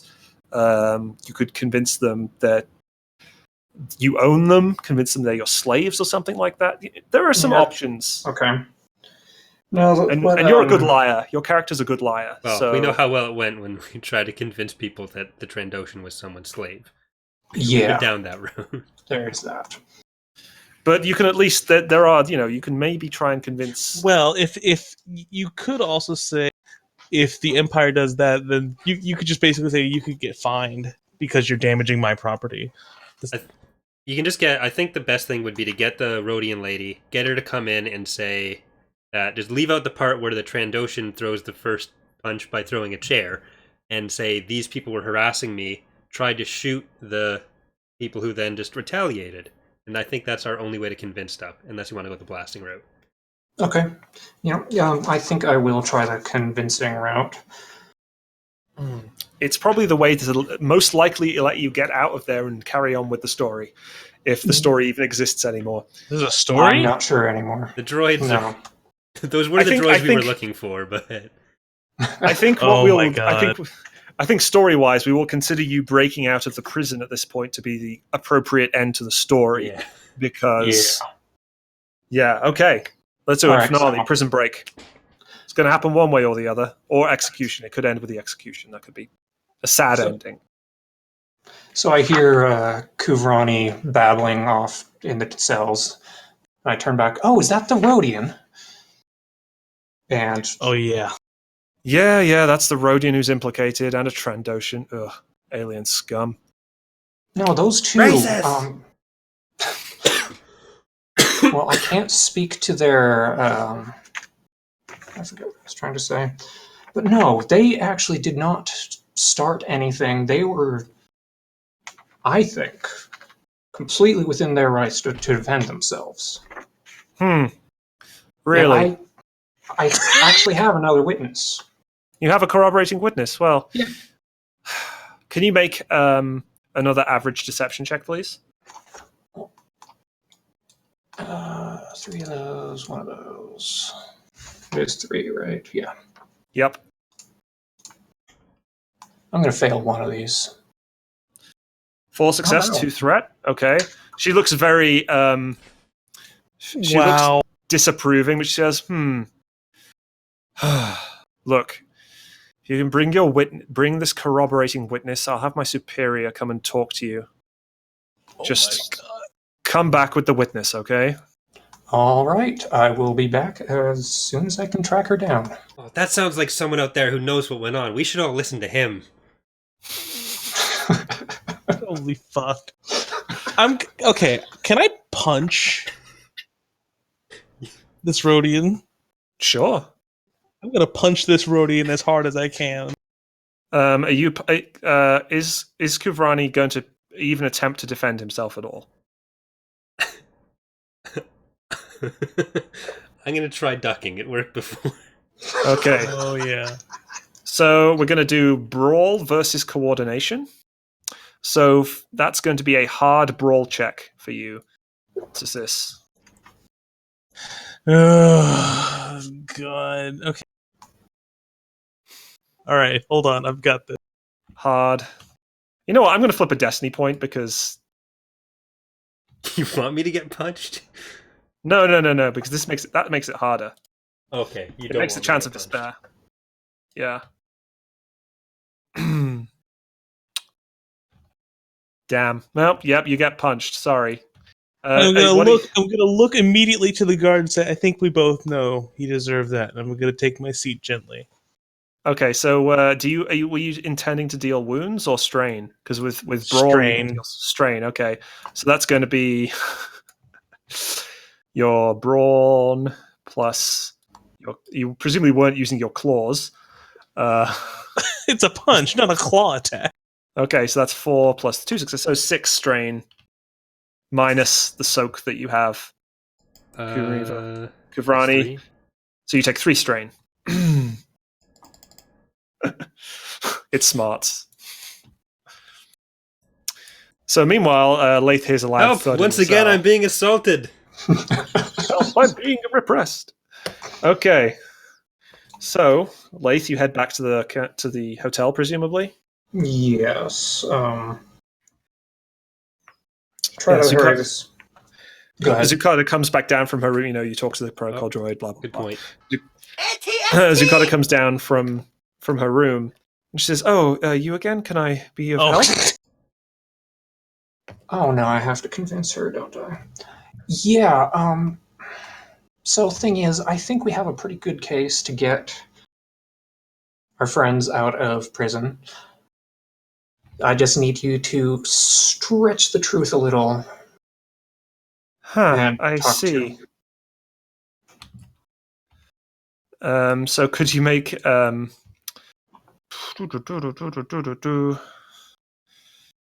easy charm check? Charm, that'll be 2 proficiency. I'm gonna flip one of these. Yep, probably a good idea. Rhodians only have 1 willpower, so they're pretty easily charmed, and you succeed with an advantage. She says, well, you guys did protect me. I suppose they had it coming. Yes, I'll come down to the barracks with you and let them know what truly happened. Truly. Thank you. And as we walk back towards the barracks, I'm gonna talk with her and try to get a consistent story. Okay, yeah. So together you come up with a consistent story that, this guy took out his pistol on you and started shooting, and the other guys were shooting at you and all that kind of thing. And they shut up, and, it was a mess. That guy's head somehow got cut off. You don't really know how. It just kind of happened. Yeah. His head just fell off. Just fell off. Yeah. the really jagged vibro knife cut marks. They're just not there, right? They don't matter. So you get back to the barracks. You're waved in. The advantage means that you don't have to tell the guards why you're there. They wave you in again because they know that you're legit. So R4 has just been following you as well, beeping happily to himself. Yeah, he keeps muttering about Bandendober and revenge, but you're not really quite sure why.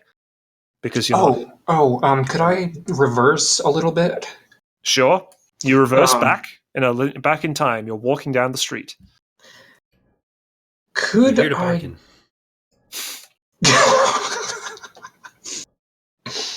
All right. That big turret. Yes. Is that something that R4 could get to? Oh no. Oh fuck. He's not. He's not like he doesn't have jet boosters like R2 does. Oh, so it's up on something. Okay. It's on the roof. You have to get to it from an elevator inside. All right. Well, I'm just wondering if there's somewhere I can... climbing outside, but you can't really carry an entire astromech droid up the side Yeah, of that would be a little the difficult. barracks. I'm just thinking if there's somewhere I could send him to be prepared in case something goes wrong. You could send him back to the ship, I suppose. Maybe have him try and get the ship ready to launch. Oh, that's... Yeah, that's good. Okay. So he trundles off back towards the ship, pretty happy. Okay, so you wander in. The same desk jockey is just sitting there, and she says, "Oh, it's you again. Oh, I see you have your witness. Oh, Rodian, whatever. Sir, we have that corroborating witness here." And she kind of she steps away from the desk, and a sergeant walks up. Thankfully, not the same sergeant who was being shot at in the patrol. Thankfully.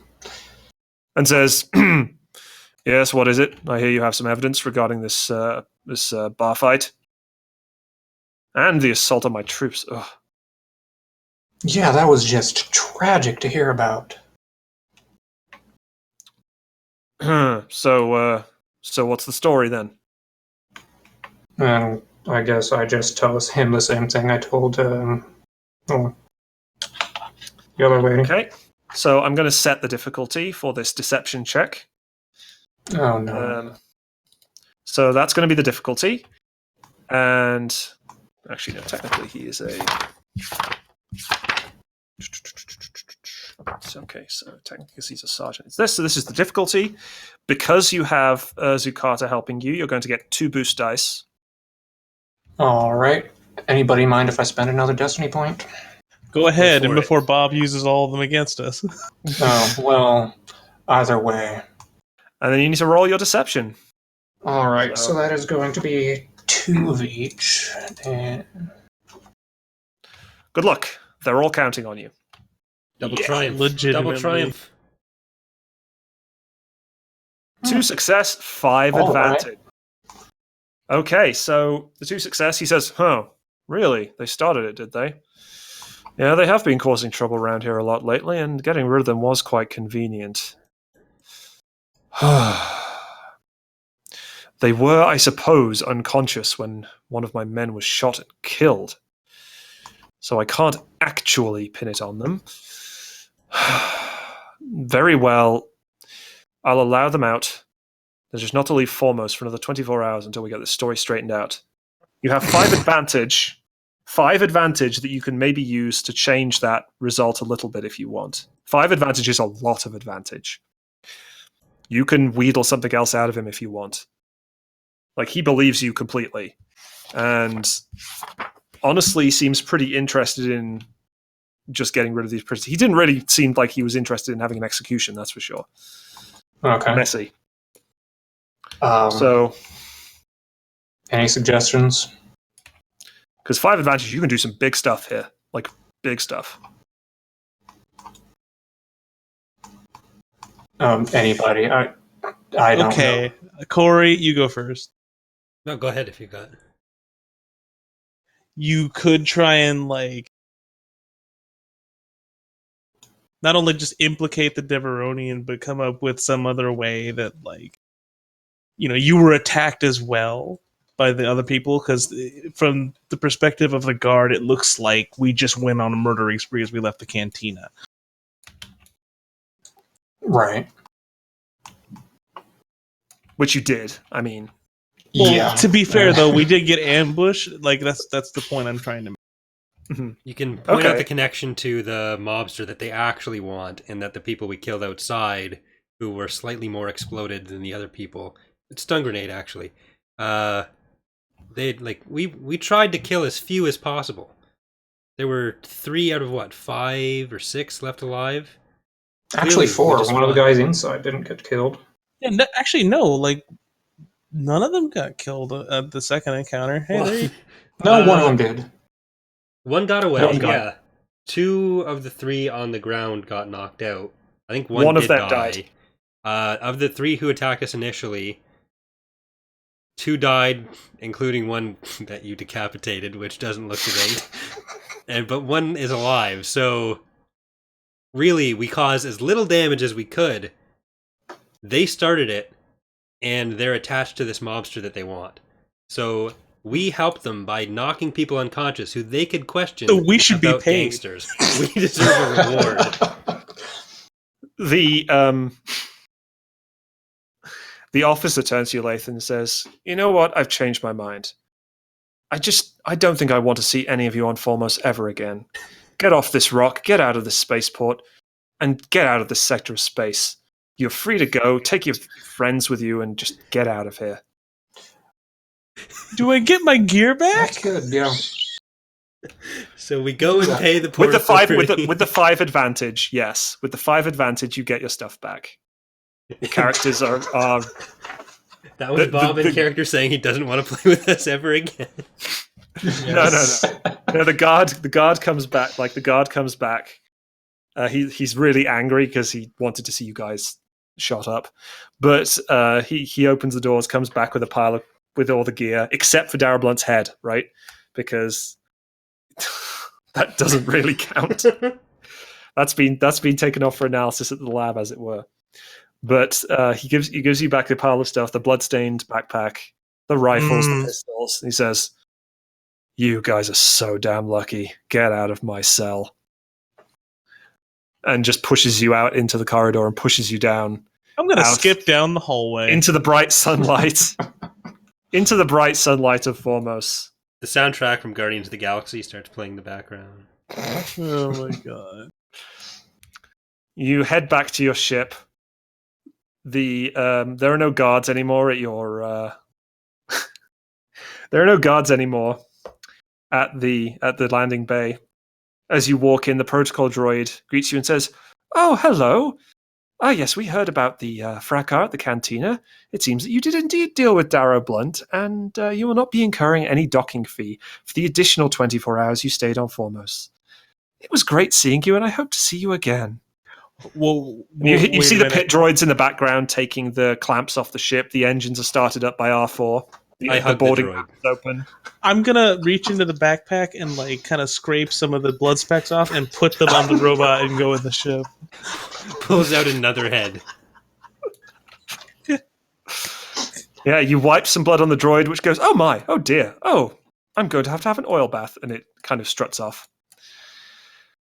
And yeah, I you sigh all pile on.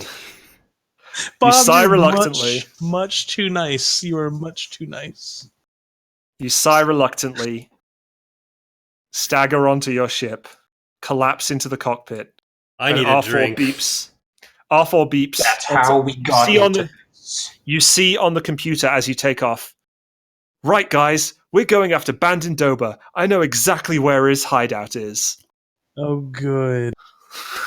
And you shoot off into the Formos system towards an asteroid field. And another adventure, which will sadly be for another time. We accidentally plotted into a star and died.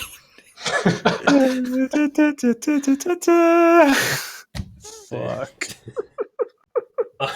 And that was a very messy rendition of Trouble Brewing.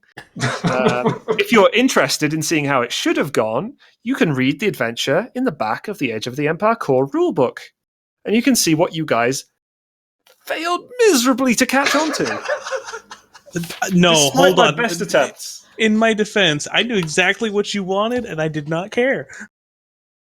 I'm not sure if that's better or worse. I knew what you wanted and I cared, but I thought I should try to keep the party together for this. And tried to do that. That was my mistake. Every single opportunity was like, "Hey, do you know there's a story, right? Hey, listen."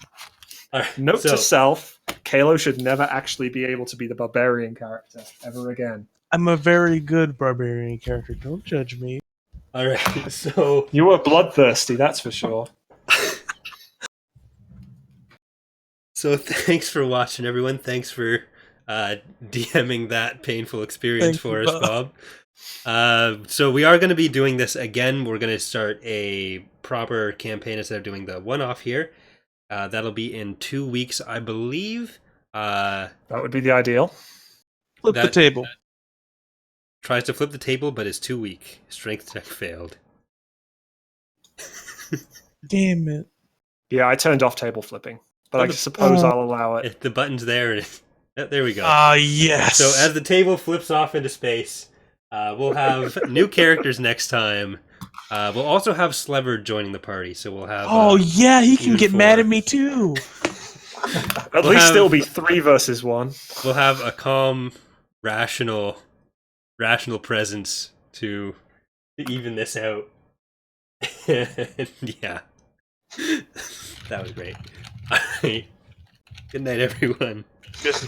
Good night.